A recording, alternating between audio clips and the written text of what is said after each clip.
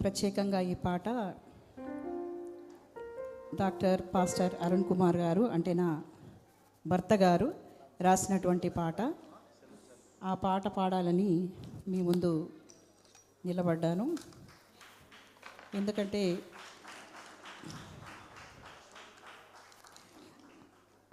అయ్యగారు పక్కన నిలబడి పాడాలంటే గొంతు వణుకుతుంది.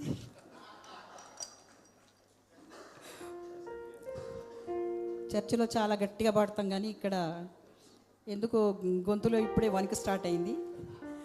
అయినా దేవుడే సహాయం చేయాలి. ఆ పాటకు న్యాయం చేసే విధంగా పరిశుద్ధాత్ముడు దేవుడు నాకు సహాయం చేస్తాడని చెప్పి నేను అనుకుంటున్నాను. దేవుని నామానికి స్తోత్రములు. అడుగు అడుగు అడుగు అడుగులో యేసుని అడుగు,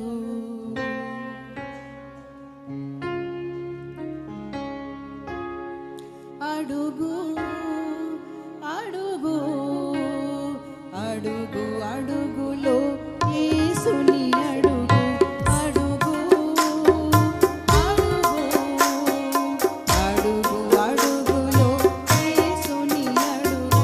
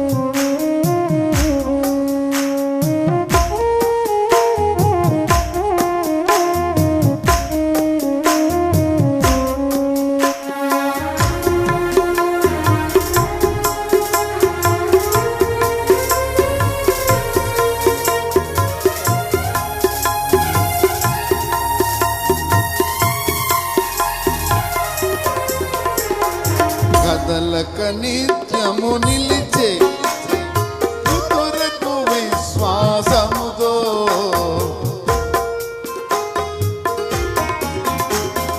కదలక నిత్యము నిలిచే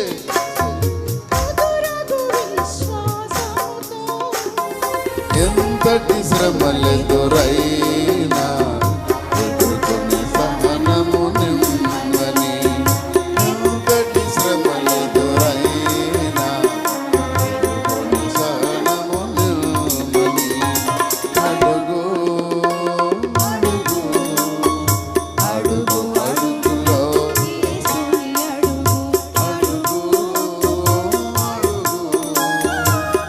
అడుగు యేసుని అడుగు.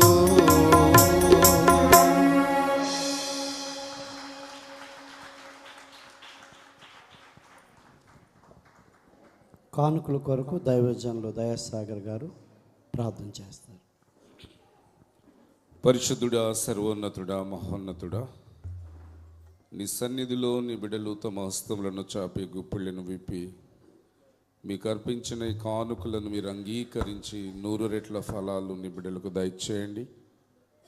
మీరు శరీరధారిగా ఉన్న దినాలలో 5 రొట్టెలు 2 చేపలు మీరు కృతజ్ఞతాస్తుతులు చెల్లించి ఆశీర్వదించి విరిచినప్పుడు 5,000 మందికి ఆహారము కాగా ఇంకా 12 గంపలు ఎత్తినట్లుగా ఈ కానుకలను కూడా అటువలే మీరు ఆశీర్వదించి విస్తరింపచేసి ఈ పట్టణములో, ఈ రాష్ట్రంలో, ఈ దేశంలో, అంతర్జాతీయంగా జరిగే సేవలో ఈ కానుకలను మీరే నాయన బహుగా వినియోగించుకొని మీ నామానికి మహిమ, స్థానిక సంఘమునకు, సంఘ కాపరికి, నా ప్రభావ ఓఫీర్ మినిస్ట్రీస్ ఇంటర్నేషనల్కు, సార్వత్రిక క్రీస్తు సంఘానికి దీవెన కలుగునట్లు ప్రభువాన్ని మీరే దీవించండి. మేము ఇంకనూ పూర్ణ ఔదార్య భాగ్యవంతులుగాను విదజల్లే మనస్సు కలిగిన వారముగాను ఆనాటి మాసిదోనియా పట్టణములో సంఘముల వారు పొందుకున్న కృపను మేమును పొందుకొని నీ యందు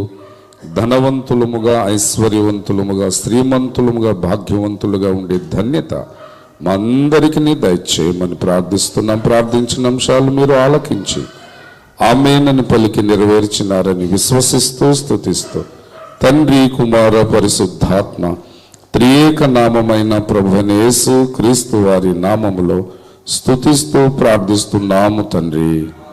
ఆమేన్. దేవునికి స్తోత్రం. హల్లెలూయా.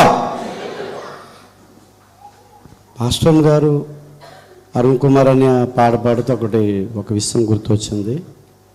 77వ కీర్తనలో దేవుని అడుగు జాడలు మహా అగాధ జలములలో, సముద్రములలో ఆయన మార్గాలు గుర్తింపబడక ఉండెను.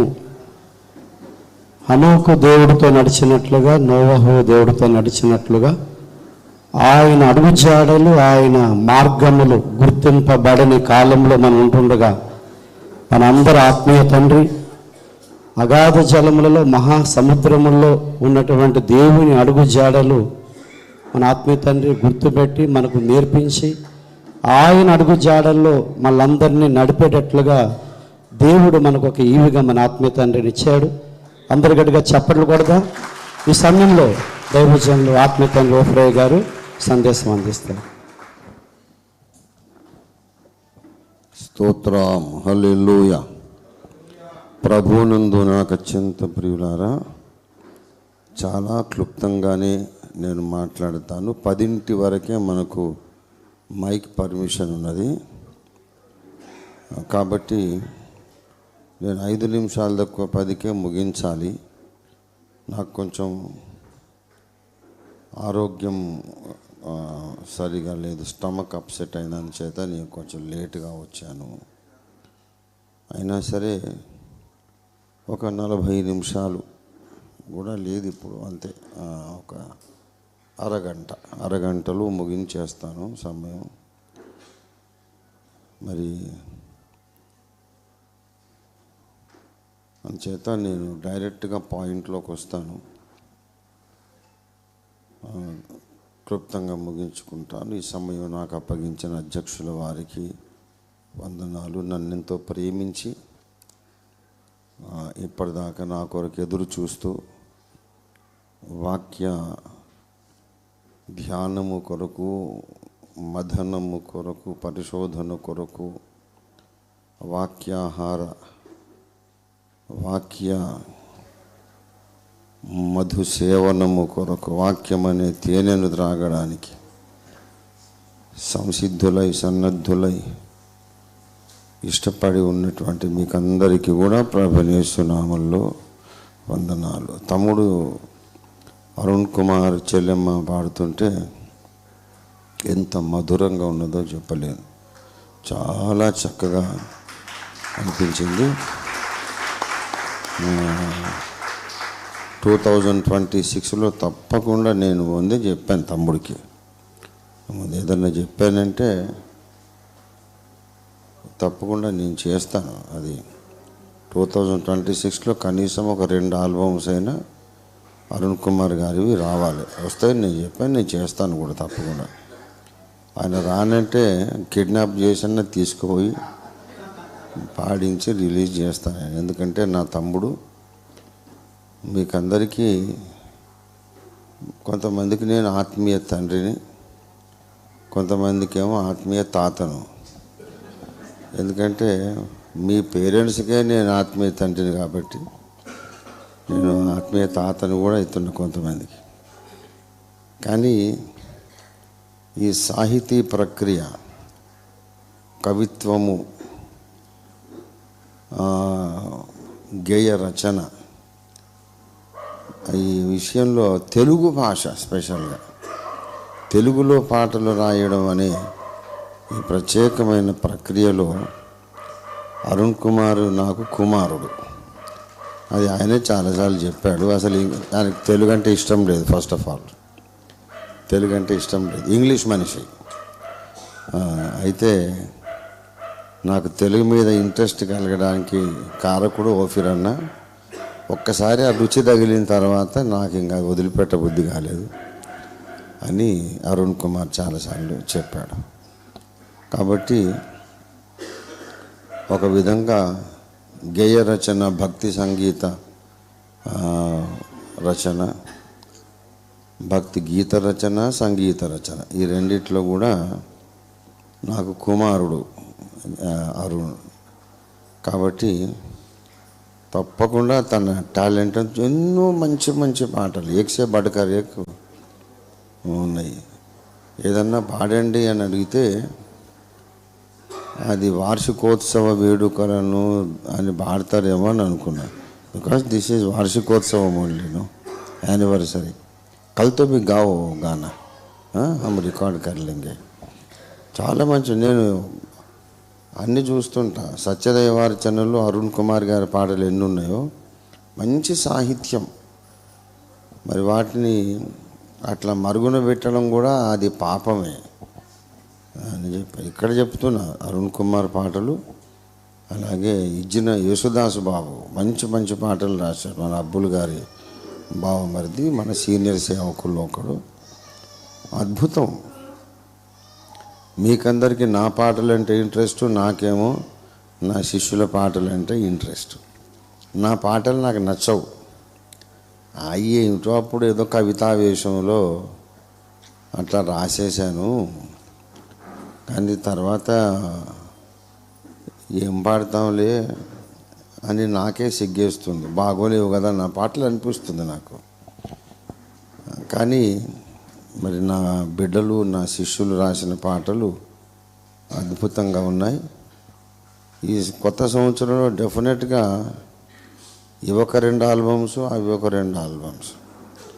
వైజాగ్ దాస్ బాబు నుండి 2, నిజామాబాద్ డాక్టర్ అరుణ్ కుమార్ గారి నుంచి 2 తప్పక మనం రిలీజ్ చేసి బ్రహ్మాండంగా తెలుగు క్రైస్తవ లోకంలో సంచలనం, భూకంపం, సునామీ సృష్టించాలి. దేవుని స్తోత్రం కలుగునుగాక.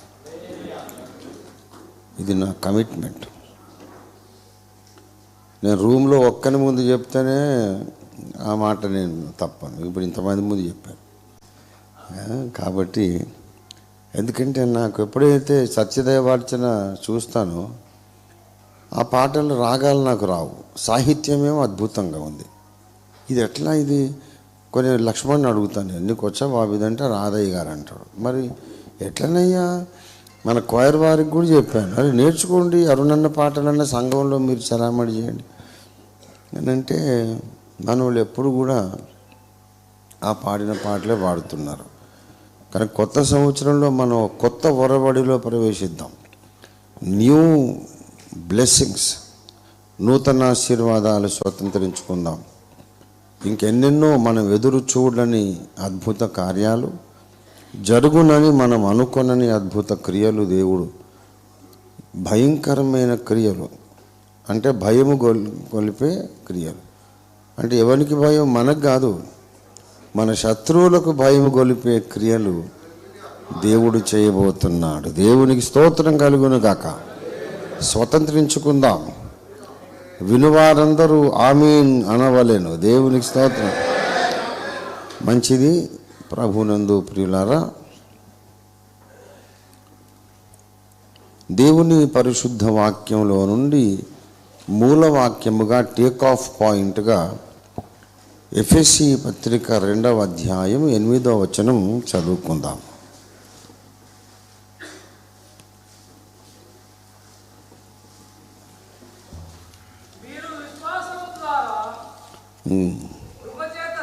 మీరు విశ్వాసము ద్వారా కృపచేతనే రక్షింపబడి ఉన్నారు.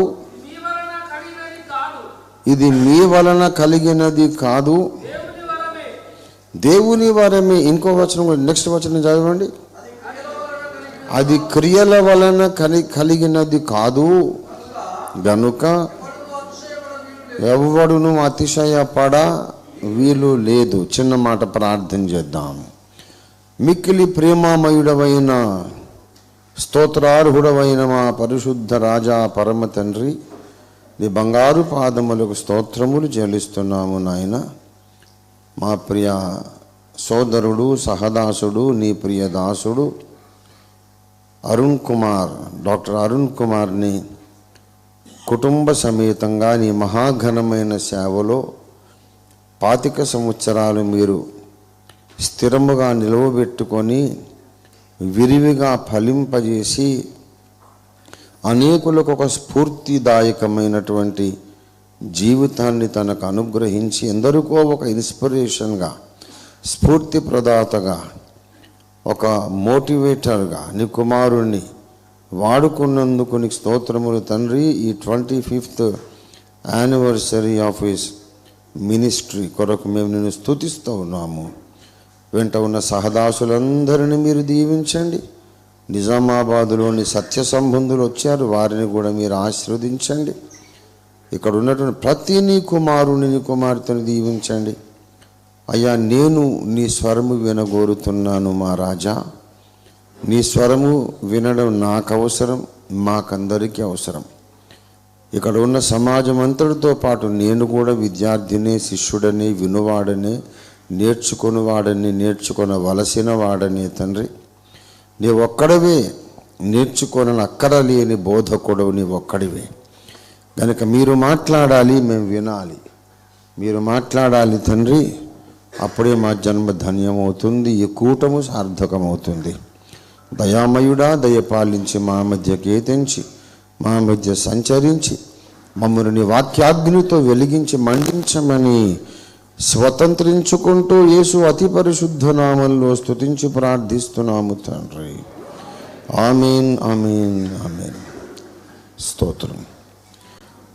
ప్రభువునందు నాకు అత్యంత ప్రియులారా, ఈ కడవరి కాలములో యేసు రాకడ సమీపిస్తున్నటువంటి ఈ ధన్యకరమైన, గంభీరమైన, ప్రాముఖ్యమైనటువంటి కాలఘట్టంలో మనకును భూమి మీద ఉన్న 50 మంది దేవుని సంబంధులందరికీ కూడా అత్యవసరమైన విషయాలు కొన్ని మాత్రమే నేను కేవలం మీ ముందు వరుసగా ఏకరువు పెట్టాలి, మీ మధ్యలో వరుసగా వాటిని కేవలం ఊరికే ప్రస్తావించాలి అని నేను ఆశిస్తున్నాను. దయచేసి శ్రద్ధగా ఆలకించాలని మనవి. చదివిన లేఖన భాగములో మీ రక్షణ విషయంలో మీకు ఎటువంటి భాగము లేదు. అంటే మీ రక్షణను వర్కౌట్ చేయడం, మీ రక్షణను సాధించడం, నరకము నుండి మీరు తప్పించుకోవడం, అగ్నిగుండము నుండి మీరు తప్పించుకొని రక్షణ పొందటంలో మీ కృషి ఎంత మాత్రమూ లేదు అనే విషయం చెప్పబడింది. ఇది క్రైస్తవ విశ్వాసపు పునాదులలో ఒకటి, క్రైస్తవ సిద్ధాంత పునాదులలో ఒకటి. జ్ఞాపకం పెట్టుకోండి. పేపర్ మీద రాయకపోయినా గుండెల మీద రాసుకొని పెట్టుకోండి.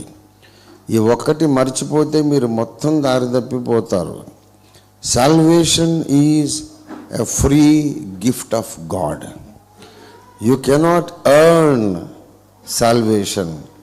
It is given as a gift from God. రక్షణ కొరకు మీరు కష్టపడి సంపాదించలేరు. మీరేదో కష్టపడితే దేవుడు మీకు ఇచ్చేది కాదు. రక్షణను ఆయన ఉచితముగా కృపావరముగా ఇస్తాడంతే. ఈ విషయం చాలా స్పష్టంగా రోమాపత్రికలో 4వ అధ్యాయములో చెబుతున్నాడు. 4వ వచనం చూడండి. అపొస్తలుడైన పౌలు చెబుతున్నాడు 4:4, పని చేయువానికి జీతము రుణమే గాని దానమని ఎంచబడదు. పని చేయక భక్తిహీనుని నీతిమంతునిగా తీర్చువానికి వాని విశ్వాసము నీతిగా ఎంచబడుచున్నది. ఆ ప్రకారమే క్రియలు లేకుండా దేవుడు ఎవరిని నీతిమంతుడుగా ఎంచునో ఆ మనుష్యుడు ధన్యుడని దావీదు కూడా చెప్పుచున్నాడు. ప్రియ దేవుని బిడలారా, ఇది దానము దేవుడు అనుగ్రహించే దానము. దేవునికి స్తోత్రం కలుగును గాక.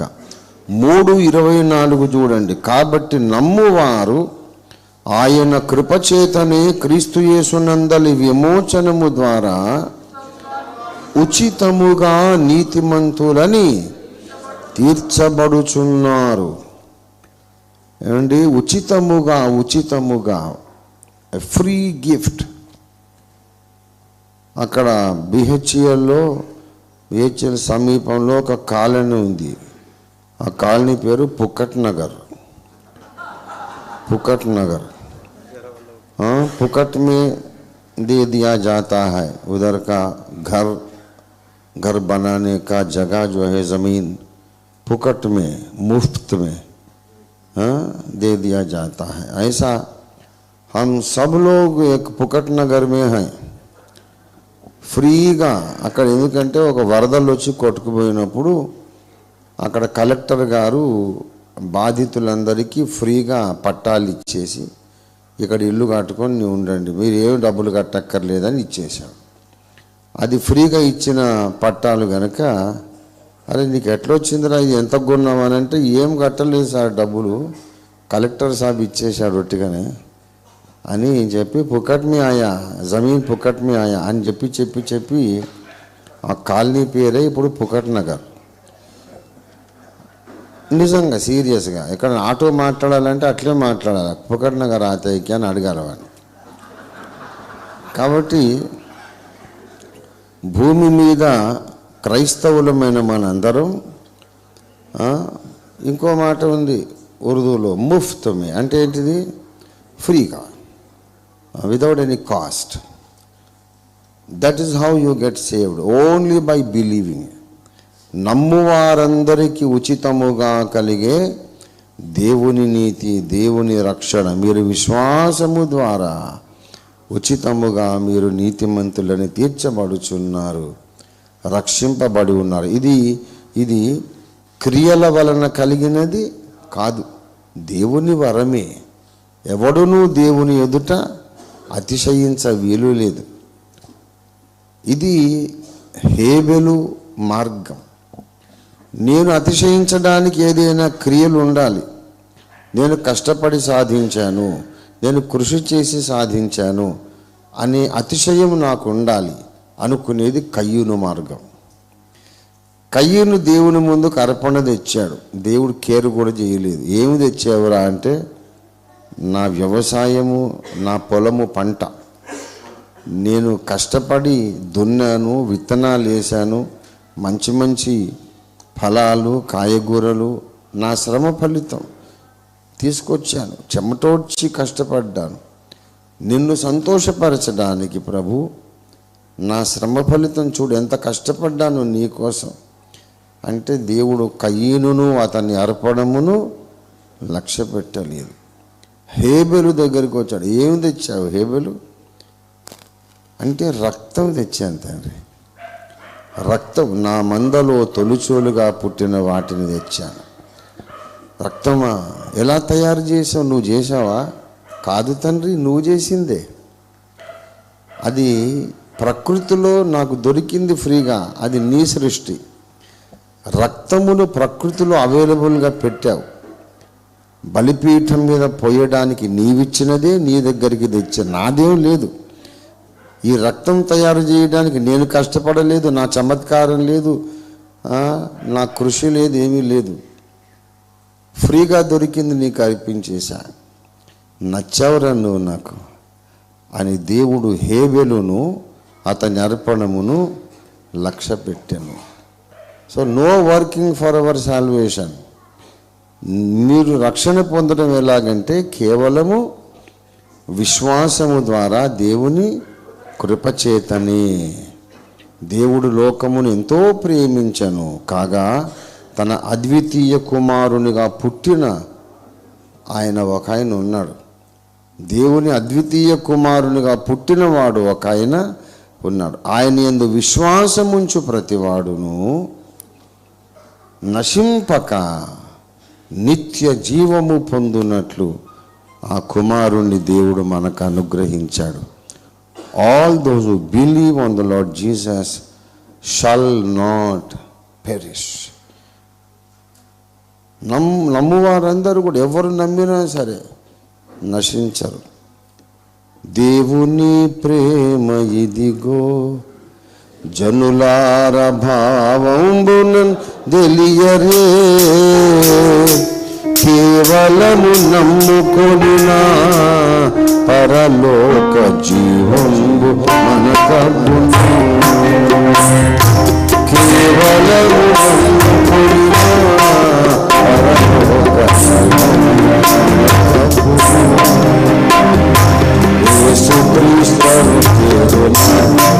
రక్షకుడు వెలసిన దిలలోపలా దోషకారి కనులతో ఎంతో శుభాషలను పలికినాడు. దోషకారి కనులతో ఎంతో శుభాషలను పలికినాడు. కేవలము నమ్ముకొని, ఇంత చక్కని మాట, ఓన్లీ బిలీవ్. అరే ఇంత ఈజీగా స్వర్గం వస్తుందా మనకు? ఇది జనాలకు నచ్చటం లేదు. అది ఏదన్నా కష్టపడు,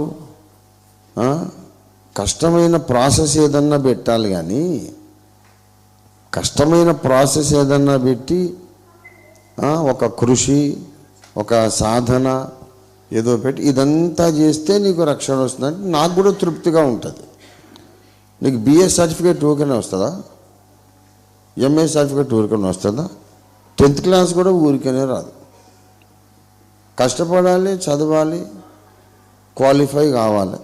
ఒక ఐఏఎస్ ఒట్టిగానే కాగలవా? ఒక ప్రైమ్ మినిస్టర్ ఒట్టిగానే కాగలవా? ఒక వార్డు మెంబర్ కూడా కాలేవు. ఎంతో కష్టపడాలి, ఎంతో కష్టపడాలి. మరి మోక్షరాజ్య వారసులు కావాలంటే ఏందండి మాటలు? ఏమన్నా ప్రైమ్ మినిస్టర్ కంటే గొప్ప ప్లేస్ అది.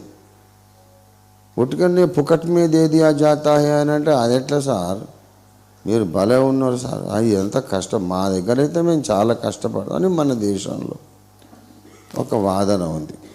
దాని జోలికి నేను పోను. ఎందుకంటే వాళ్ళ దగ్గరే ప్రతి విషయంలో 2 వాదనలు ఉంటాయి. మనల్ని విమర్శించే ఈ దేశపు మతోన్మాదుల దగ్గర ప్రతి విషయంలో 2 అభిప్రాయాలు ఉంటాయి. కష్టపడి సాధించాలండి అనేది ఒక వాదన, ఏదో బై మిస్టేక్ ఒకడు దొంగతనం చేసి పారిపోతూ దేవుని గుడిలోకి వచ్చి అక్కడ భయపడి దాక్కొని రాత్రంతా జాగారం చేశాడట. పొద్దున్నే వాడు మోక్షానికి పోయాడు. దొంగవాడు జీవితం అంతా దొంగతనాలు చేసి బతికాడు, వాడు స్వర్గానికి వెళ్ళిపోయిండని ఒక కథ. వాడు కావాలని భక్తితో కూడా జాగారం చేయలేదు. రాజభటులు రక్షక భటులు తరుముకొస్తుంటే ఆ గుడిలో ఉన్నటువంటి భక్తులు గుంపులో కలిసిపోయి భయంగా బిక్కుమంటూ కూర్చున్నాడు. రాత్రంతా జాగారం చేశాడు కాబట్టి వాడు స్వర్గానికి వెళ్ళిపోయాడు.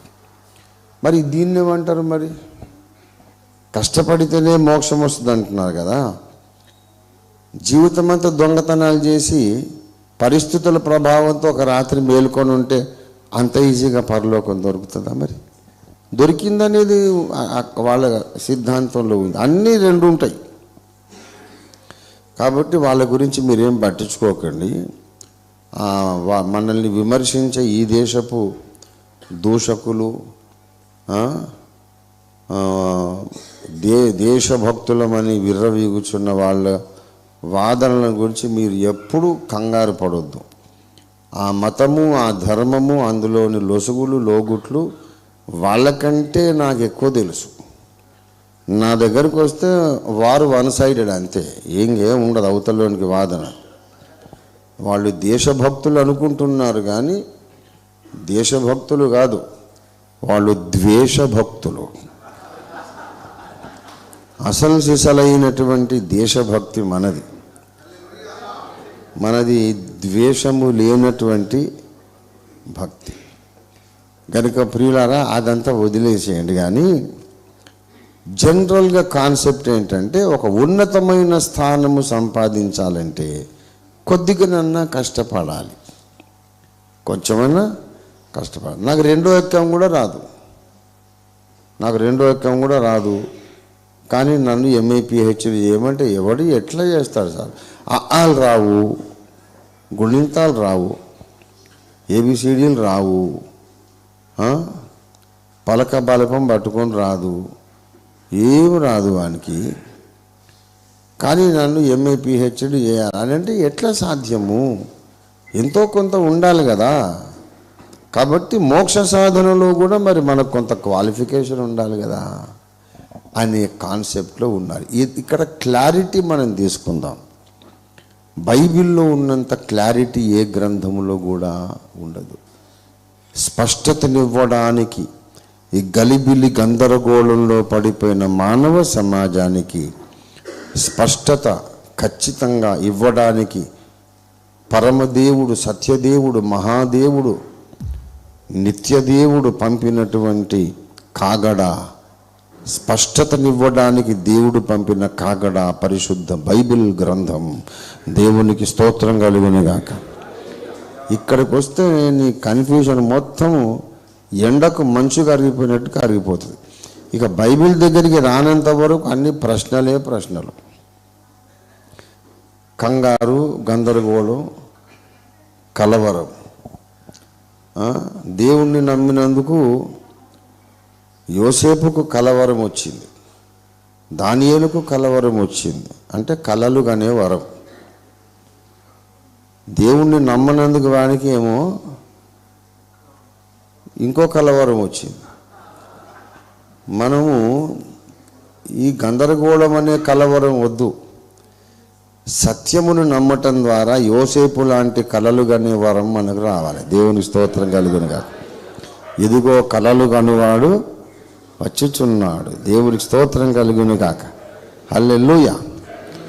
ప్రియులారా, ఉన్నతమైన స్థానమును సాధించడానికి నీ కృషి అక్కరలేదు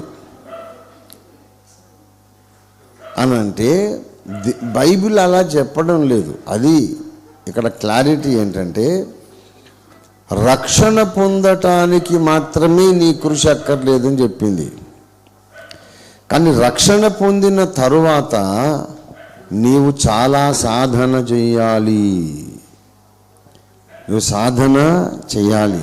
1 తిమోతి పత్రిక 4వ అధ్యాయము 7వ వచనం చూడండి దయచేసి. 1 తిమోతి 4:7 అపవిత్రమైన ముసలమ్మ ముచ్చటలను విసర్జించి దేవభక్తి విషయంలో నీకు నీవే ఏం చేయాలి? సాధన చెయ్యాలి, సాధకం చెయ్యాలి. కాంటెంపరీ ఇంగ్లీష్ బైబిల్లో work hard to achieve the true godliness. నిజమైన భక్తిని సాధన చేయడానికి నువ్వు కష్టపడి పని చేయమన్నాడు. That is the contemporary Bible.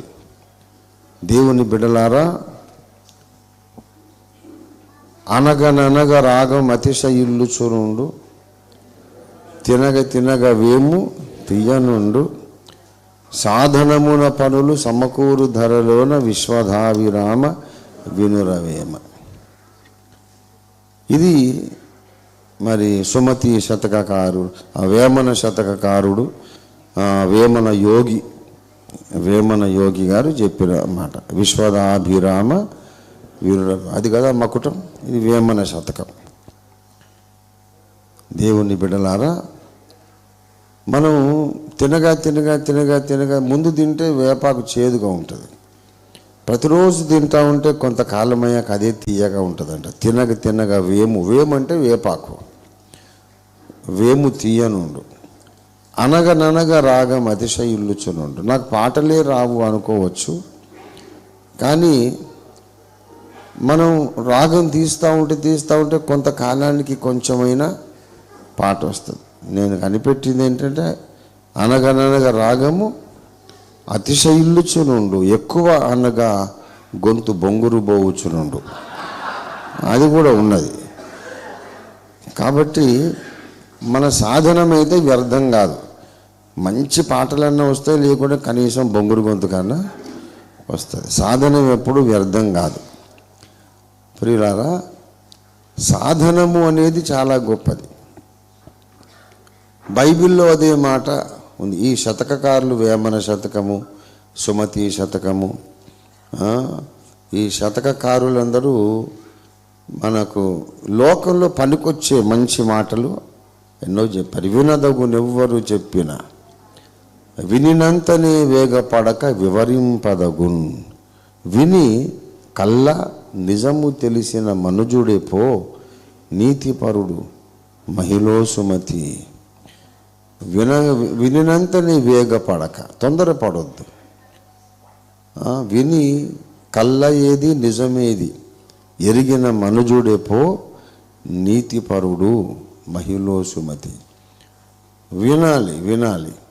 Bible కూడా అదే చెప్తుంది. ప్రతి మనుషుడు వినుటకు వేగిరపడాలి, మాటలాడుటకును కోపించుటకును నిదానించాలి. దేవునికి స్తోత్రము. కనుక ప్రియ దేవుని బిడ్డలారా, ఈ మంచి మాటలు మనము బైబిల్లో కూడా చూస్తాం, ఈ లోకంలో కూడా పెద్దలందరూ చెప్పిన మాటలు అవే. సాధనము అవసరమా? అసలు క్రైస్తవ జీవితంలో సాధనం ఉందా? ఒకవైపు చూస్తేనేమో అసలు మన వల్ల ఏమీ కాదండి, అంతా దేవుని కృపే అన్నట్టుగా ఉంటుంది.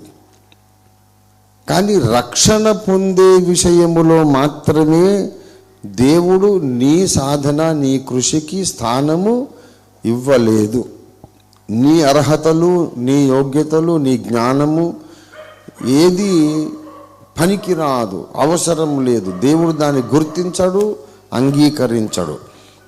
ఏ శరీరియు దేవుని ముందు అతిశయించకుండునట్లు అన్నాడు. 1 కొరింథీ పత్రిక 1వ అధ్యాయము 27వ వచనం. ఏ శరీరియు దేవుని ముందు గర్వించకుండా ఉండాలనేది దేవుని గురి. దేవుని టార్గెట్ ఏమిటి? దేవుడు సాధించాలనుకున్నటువంటి టార్గెట్ ఏమిటి చెప్పండి? ఏ శరీరం కూడా దేవుని ముందు గర్వించడానికి అవకాశమే ఇవ్వకూడదు. బాగా వినాలి. ఏ శరీరం కూడా దేవుని ముందు గర్వపడడానికి అవకాశం ఇవ్వకూడదు. ఎందుకు ఇవ్వకూడదు? అవకాశం ఉన్నందుకు, గర్వించినందుకే ఒక చక్కనైనటువంటి దేవునికి ఇష్టమైన ఒక కుమారుడు, అందగాడు, మహాజ్ఞాని, దేవునికి చాలా ముద్దుల కొడుకు, వాడు సైతానుగా విపరిణామం చెందాడు, భ్రష్టు పట్టిపోయాడు. విశ్వాన్నే ఇప్పుడు భ్రష్టు పట్టిస్తున్నాడు. దేవుని యొక్క మొట్టమొదటి సృష్టి వాడే. చాలా అందగాడు, చాలా తెలివైన వాడు, చాలా టాలెంట్స్ ఉన్నవాడు, మంచి సంగీతకారుడు, మంచి గాయకుడు. దేవుడు వాడిని ఎంతో ప్రేమించాడు. వాడిని ఒక్కడనే ముందు చేశాడు. దేవుడు ప్రేమయ్య ఉన్నాడు. ఆయనలో ఉండే ప్రేమంతా వాడు ఒక్కడి మీదనే చూపించాడు కాన్సన్ట్రేటెడ్గా. ఇంకా 100 మంది కొడుకులు లేరు ఆయనకు. ఆయన ప్రేమంతా వాడి మీదనే కుమ్మరించాడు. అందగాడు, చక్కనివాడు, చాలా యథార్థవర్తనుడుగా కూడా ఉన్నాడు వాడు. కానీ ఒక టైం వచ్చింది, గర్వించినాడు. నీ హృదయమున గర్వించితివి, నీ సౌందర్యము చూసుకొని గర్వించితివి, నీ జ్ఞానము చూసుకొని గర్వించితివి. అది వాడి పతనానికి కారణము గర్వము. మరి యెహెజ్కేలు గ్రంథం 28వ అధ్యాయములో ఈ మాటలు మనకు స్పష్టంగా కనబడతాయి. 28, 17 నీ సౌందర్యము చూచుకొని నీవు గర్వించిన వాడవై. అంతకుముందు వాడు ఎటువంటి వాడు చెప్పండి? 12వ వచనం, తూరు రాజును గూర్చి అంగలార్పు వచనమెత్తి ఇలాగు ప్రకటింపము, ప్రభువైన యెహోవా సెలవిచ్చినదేమనగా, పూర్ణ జ్ఞానమును సంపూర్ణ సౌందర్యమును గల కట్టడమునకు మాదిరివి. వాడికి 2 ఉన్నాయట. ఏమున్నాయి? పూర్ణ జ్ఞానం, సంపూర్ణ సౌందర్యం. Perfect in beauty and perfect in wisdom. ఇక వాడికంటే ఇంకా పర్ఫెక్ట్ విజ్డమ్ ఎక్కడ ఉండదు దేవునిలో తప్ప. క్రియేటెడ్ విజ్డమ్లో వాడిదే పరాకాష్ట. సృష్టింపబడిన జ్ఞానులలో వాడే పరాకాష్ట. సృష్టింపబడిన సౌందర్యములో వాడే పరాకాష్ట. చాలా అందగాడు, దేవుని సేవలో నమ్మకస్తుడు. కొన్ని యుగాలు నమ్మకమైన సేవ చేశాడు. చాలా యథార్థముగానే ప్రవర్తించావు అని చెబుతున్నాడు. 15వ వచనం, నీవు నియమింపబడిన దినము మొదలుకొని పాపము నీ యందు కనబడు వరకు ప్రవర్తన విషయములో నీవు ఏమండి, ఒకవైపు ఏమో చాలా అందగాడు, మహాజ్ఞాని, తర్వాత యథార్థవర్తనుడు బైబిల్ చెబుతోంది. కానీ ఒక టైం వచ్చింది, తన అందము చూసుకొని, తన జ్ఞానము చూసుకొని వాడు గర్వించినాడు. దేవుని హృదయంలో పెద్ద గాయం అది. నేను చేసిన మొట్టమొదటి సృష్టి, నేను సృష్టించుకున్న మొదటి కుమారుడు ఇలా చెడిపోయాడు. దేవునికి ఇంకొక కుమారుడు ఉన్నాడు, ఆయన సృష్టించబడని కుమారుడు, uncreated Son of God, begotten Son of God, జనిత కుమారుడు, సృష్టించబడ్డోడు కాదు. ఇంకొక ఆయన ఉన్నాడు వీడికంటే ముందు. ఆయన ఎవరంటే దేవుని జనితైక కుమారుడు, ఓన్లీ బిగాటెన్ సన్. ఆయన అందము, ఆయన జ్ఞానం వీడికంటే ఎక్కువ. కానీ సృష్టించబడిన వాళ్ళలో వీడు first created angel, heavenly being. సృష్టింపబడిన వాళ్ళలో వీడంత తెలివైనోడు కానీ, అందగాడు కానీ, యథార్థవంతుడు కానీ లేనే లేడు. కానీ వాడు చీకటి మూటగా మారి సర్వనాశనమై నిత్యనాశానికి పరుగులు తీస్తున్నాడు. అనేక కోట్ల మందిని నాశనానికి తీసుకెళ్తున్నాడు. వాడిని ఎంత ప్రేమించాను నేను, ఎన్ని సంగతులు వాడితో, ఎన్ని గంటలు వాడితో మధురమైన సంభాషణ చేసిన వాడిని నా హృదయంలో ఇంత గాయం చేసి వాడు అగ్నిగుండానికి వెళుతున్నాడు అనేది దేవునికి హృదయంలో తీరని గాయము. ఆ గాయాన్ని బట్టి ఒక పాలసీ డెసిషన్ చేశాడు. అదేంటంటే, ఇక మీదట నేను రక్షించుకునే వాళ్ళు గర్వించడానికి అవకాశమే లేకుండా ఉండాలి. ఒక పాలసీ చేశాడు. దేవునికి స్తోత్రం కలుగును గాక. గర్వించడానికి అవకాశము నేను ఇవ్వను. ఇస్తే గనక రాబోయే యుగములలో ఏం జరగవచ్చు, రాబోయే యుగాలలో గర్వించే అవకాశం వెళ్ళకుంటే ఏం జరుగుతుంది, వీళ్ళలో ఇంకొకడు లూసిఫరు తయారవుతాడు, ఇంకొక సైతాను తయారవుతాడు. అందుకే అతిశయ కారణాన్ని దేవుడు కొట్టి పారవేశాడు. రోమాపత్రిక 3వ అధ్యాయము 27వ వచనం, రోమా 3:27. కాబట్టి అతిశయ కారణము ఎక్కడ, అది కొట్టివేయబడెను. ఎట్టి న్యాయమును బట్టి అది కొట్టివేయబడెను? క్రియా న్యాయమును బట్టియా? కాదు, విశ్వాస న్యాయమును బట్టియే. చూసారా, అతిశయ కారణం కొట్టివేయబడింది. ఏ శరీరియు దేవుని ముందు గర్వించటానికి వీలు లేని రక్షణ మార్గం సిద్ధపరిచాడు. ఏమిటా మార్గం? కేవలము నమ్ముకొనిన. పరలోకానికి వెళ్ళాక కోట్ల మంది భక్తజనం ఉంటారు. అక్కడ ఒకరినొకరు అడుక్కుంటారు, అన్న నువ్వేం చేసి వచ్చావే ఇక్కడికి, అన్న నువ్వు ఎట్లా వచ్చావు ఇక్కడికి? ఏం లేదు తమ్మి, సిలువ మీద యేసయ్య మరణించి లేచాడు నా కొరకే అని నమ్మాను. ఖతం హోగా ఈ బాత్. చీకట్లోంచి వెలుగులోకి వచ్చి పడ్డా. సాతాను అధికారము నుండి దేవుని అధికారంలోకి వచ్చేసా, సింప్లీ బై బిలీవింగ్. అట్లనా, నాకొక్కరికే లక్కీ లాటరీ తగిలింది, నేను అట్లా స్లిప్ అయి వచ్చేసాను అనుకుంటా. అంటే పిచ్చోడా, నువ్వు ఒక్కరి వీటిలో స్లిప్ అయి రావడం కాదు, ఇన్ని కోట్ల మంది మొత్తం అట్లా స్లిప్ అయి వచ్చిన వాళ్ళే, మొత్తం అందరూ స్లిప్ అయి వచ్చిన వాళ్ళే అందరూ. అది అవునా, ఏం మనదేం పెత్తనం లేదులే, హుషారి ఏం లేదా, చమత్కారం ఏం లేదు, అది ఏం లేదు, నమ్మడమే.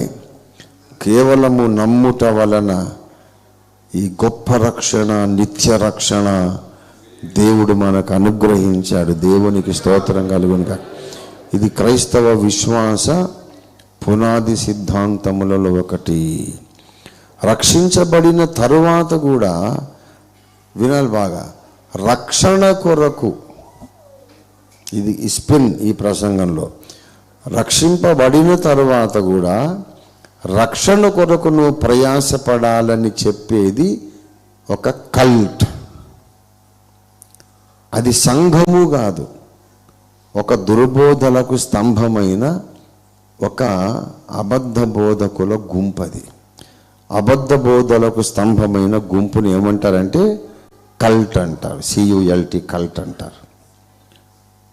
అక్షరాలు జాగ్రత్తగా వినాలి. రక్షింపబడిన తర్వాత కూడా నీ రక్షణ కొరకు నువ్వు ప్రయాసపడాలి అని చెప్పేది ఒక దుర్బోధ.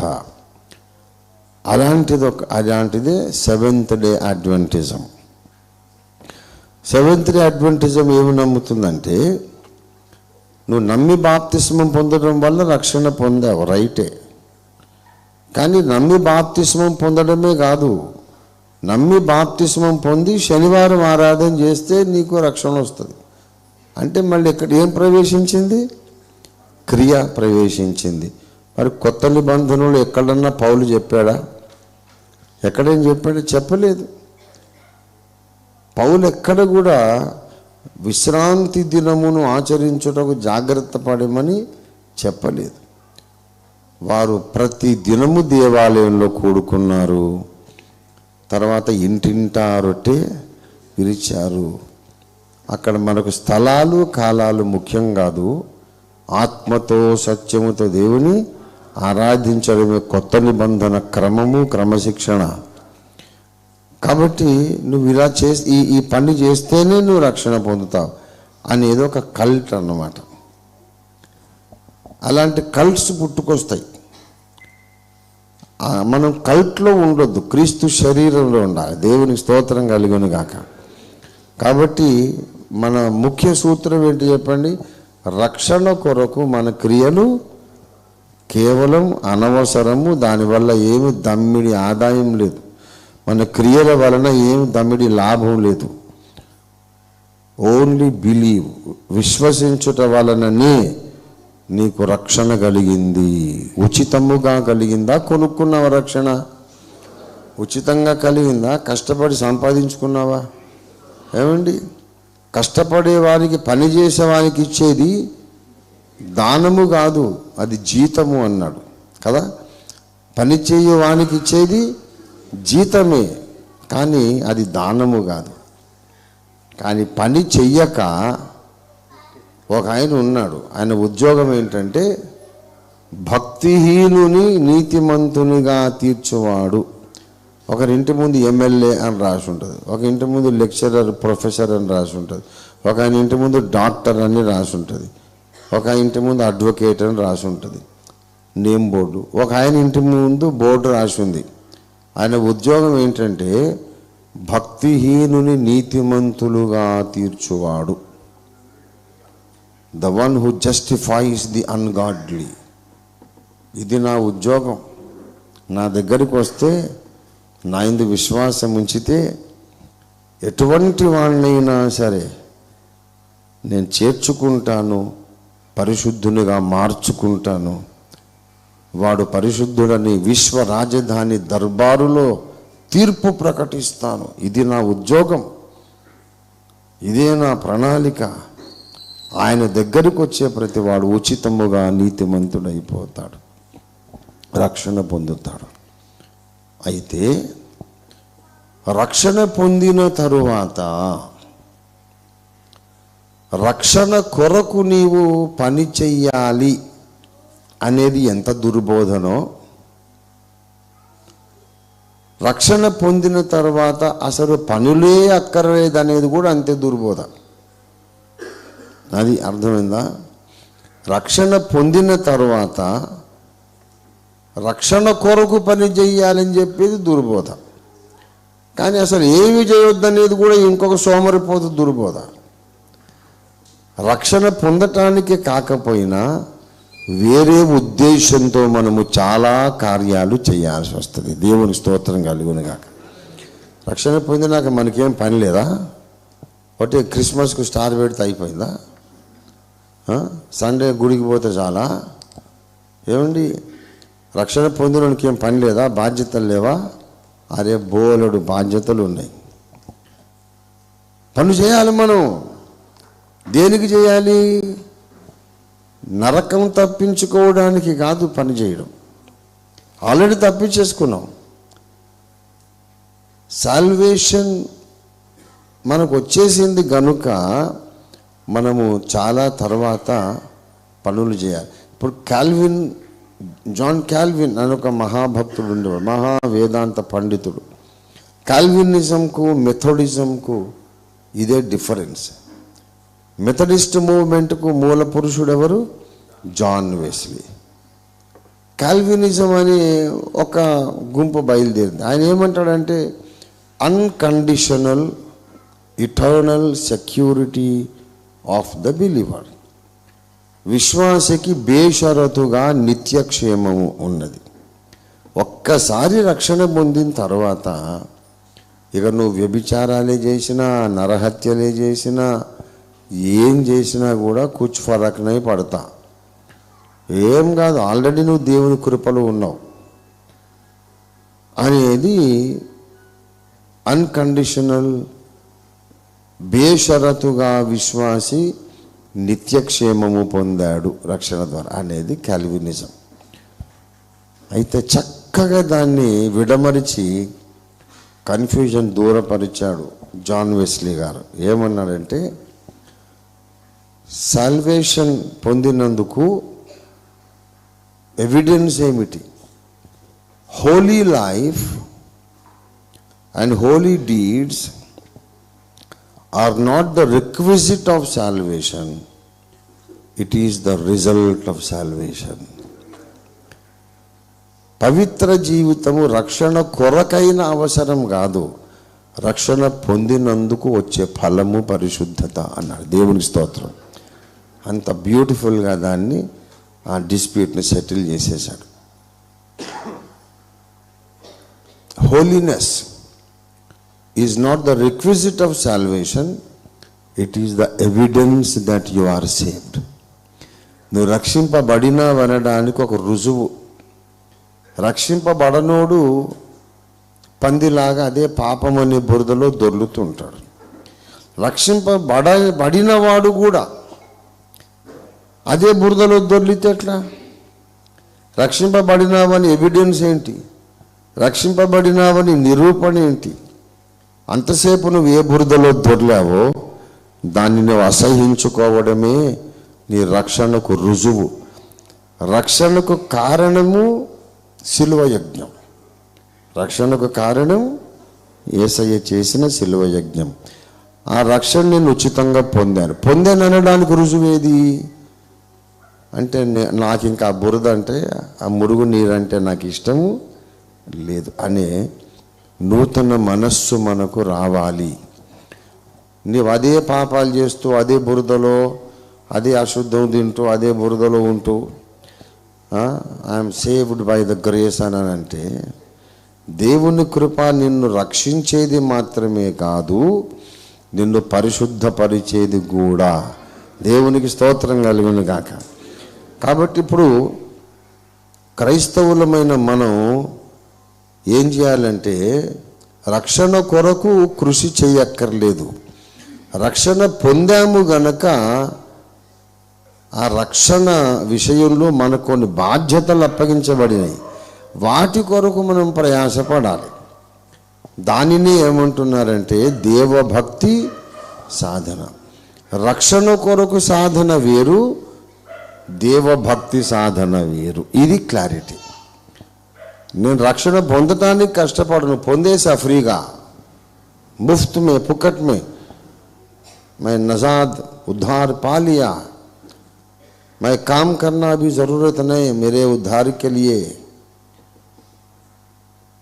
लेकिन प्रभु जी ने मुझे मुफ्त में उद्धार दे दिया, इसलिए मैं और कोई दूसरा उद्देश्य के लिए मैं तो काम करना ही पड़ता है. చెయ్యాలి. మనం మనల్ని సోమరోళం చేయడానికి కాదు, ఆయన ఉచిత రక్షణ ఇచ్చింది. ఉచిత రక్షణ ఎందుకు ఇచ్చాడు?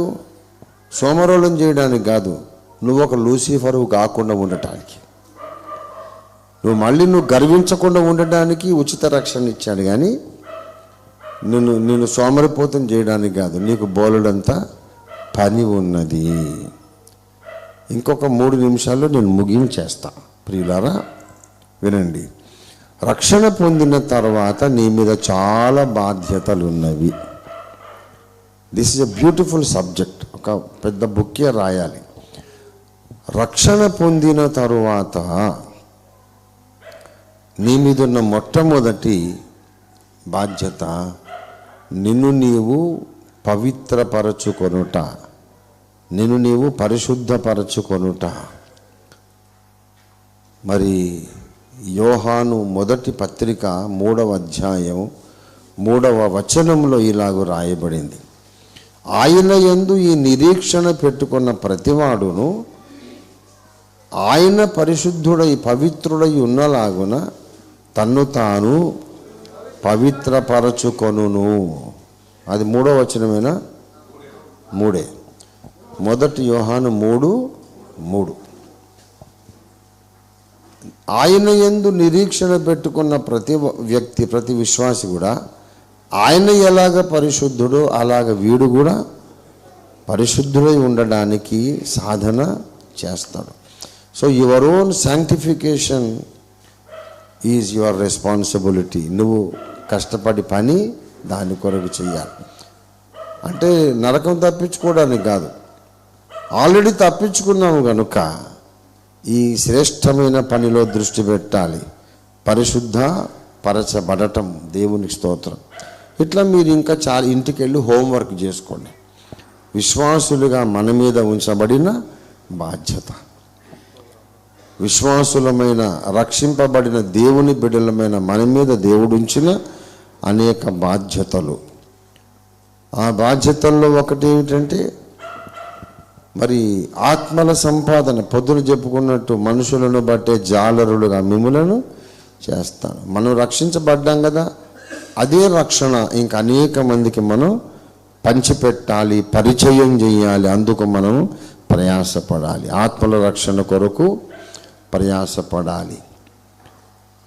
ఈ భూమి మీద సాతాను కట్టిన అబద్ధాల సామ్రాజ్యం కూలగొట్టాలి. సత్యమునకు స్తంభముగా మనం నిలబడాలి. 60వ కీర్తన 4వ వచనం ప్రకారం సత్యము నిమిత్తము ఎత్తిపట్టుటకై నీయందు భయభక్తులు గల వారికి నీ ఒక ధ్వజము ఇచ్చి ఉన్నావు. ఇది మన responsibility. Lift up the banner. 60వ కీర్తన 4వ వచనం. అవునా? చదవండి. సత్యము నిమిత్తము ఎత్తిపట్టుటకాయ్ నీయందు భయభక్తులు గల వారికి నీ ఒక ధ్వజమును ఇచ్చి ఉన్నావు. కనుక ఇది కూడా మన బాధ్యత. ఇవన్నీ చాలా ఉన్నాయి. ఇంకా సంఘమును సాతాను ఎప్పుడు కలుషితం చేస్తూ ఉన్నాడు. సంఘమును అబద్ధాలతో వాడు నింపేశాడు. సంఘమును సంస్కరించి మళ్ళీ సత్యస్తంభముగా మార్చడాన్ని ఏమంటారంటే దిద్దుబాటు లేక కుదురుబాటు అంటాం. ఆ కుదురుబాటు కాలములు రప్పించుట, కుదురుబాటు కాలముల కొరకు పనిచేయుట కూడా మన బాధ్యత. మన స్వయం పవిత్రీకరణ, క్రీస్తు సంఘము యొక్క దిద్దుబాటు, సాతాను కార్యములను లయము చేసి వాడి అబద్ధాలను పెకలించుట, ఇవన్నీ మనం చేయాల్సిన పనులు. ఎందుకు చేస్తాము? ఉచితముగా ఆయన రక్షణ ఇచ్చాడు కాబట్టి కృతజ్ఞతతో దేవ స్వభావము కలిగి న్యాచురల్ అవుట్కమ్ ఆఫ్ సాల్వేషన్, రక్షణ పొందడం ద్వారా వచ్చినటువంటి అనుభవం, దేవ స్వభావం యొక్క న్యాచురల్ రియాక్షన్. ఇది సహజ ప్రతిస్పందన. దేవుని స్వభావం నువ్వు ధరించుకున్నాక అబద్ధాలను చూసి నాకెందుకు నేను పోలేవు, చూసి చూడకుండా పోలేవు. దేవుని స్వభావం నువ్వు ధరించుకున్న తర్వాత సాతాను కార్యములను చూసి సహించలేవు. యెజబెలు అనే స్త్రీని చూసి ఉండనివ్వలేవు. దేవునికి అవమానమైన కార్యాలను చూసి సహించలేవు. అది నీలో అయినా ఎవరిలోనైనా సహజమైన ప్రతిస్పందన, natural inspiration, instinct and reaction. అదంతా ఆటోమేటిక్గా జరుగుతూ ఉంటుంది. కనుక ఎన్నో విషయాలు ఉన్నాయి. ఇప్పుడు నేను అసలు పాయింట్కి వచ్చా. బాబు, మనమేమైనా మనుషులమా లేకుంటే ఇంకేమైనా కంప్యూటర్లమా? ఇన్ని చెబుతున్నావు నువ్వు, మన బ్రతుకు సరిపోద్దా చెప్పండి? అసలు ఏంది సార్ నువ్వు చెప్పేది? అసలు వేరే పనులన్నీ మానుకొని ఒకటే పని పెట్టుకున్నా సరే, ఇదే పని 24 గంటలు ఇదే పని అని పెట్టుకొని చేసిన మన బ్రతుకు కాలంలో సంఘ సంస్కరణ చేయగలమా? బీ ఆనెస్ట్, చేయగలమా? చేయలేం. మనకు రెండో పని లేదు, ఇది ఒక్కటే పని అనుకొని మనల్ని మనం పరిశుద్ధపరచుకునే విషయంలో దృష్టి పెడితే ఒక 100 ఏళ్ళ ఆయుష్కాలం సరిపోద్దా మనకు? సరిపోదు. అంత ప్రాక్టికల్గా లేదు నీ టీచింగ్. ఇది అసలు కీలకమైన ప్రశ్న. అరే నువ్వు అన్ని పరిశుద్ధపరచబడం అంటేవి, సంఘాన్ని దిద్దుబాటు చేయాలంటేవి, సైతాన్ని మీద యుద్ధం చేయాలంటేవి, సత్యం కొరకు ధ్వజమెత్తి పట్టాలంటేవి, ఇక ఇంకేం పని లేదా సార్? బతకాలన్నా చచ్చిపోవాలా? ఇది సాధ్యమేనా? ఇక ఇవన్నీ కాకుండా ఇంకొక కోణం ఉంది. భక్తి కలిగిన వాడికి ఉండే ఇంకొక లక్షణం ఏంటంటే తన కుటుంబ బాధ్యతల విషయంలో ఎప్పుడు నిర్లక్ష్యం వహించకూడదు. తన ఇంటి వారి విషయం జాగ్రత్త వహించాలి. 1 తిమోతి పత్రిక 5వ అధ్యాయము 8వ వచనం, 5:8. ఎవడైనను స్వకీయులను విశేషముగా తన ఇంటి వారిని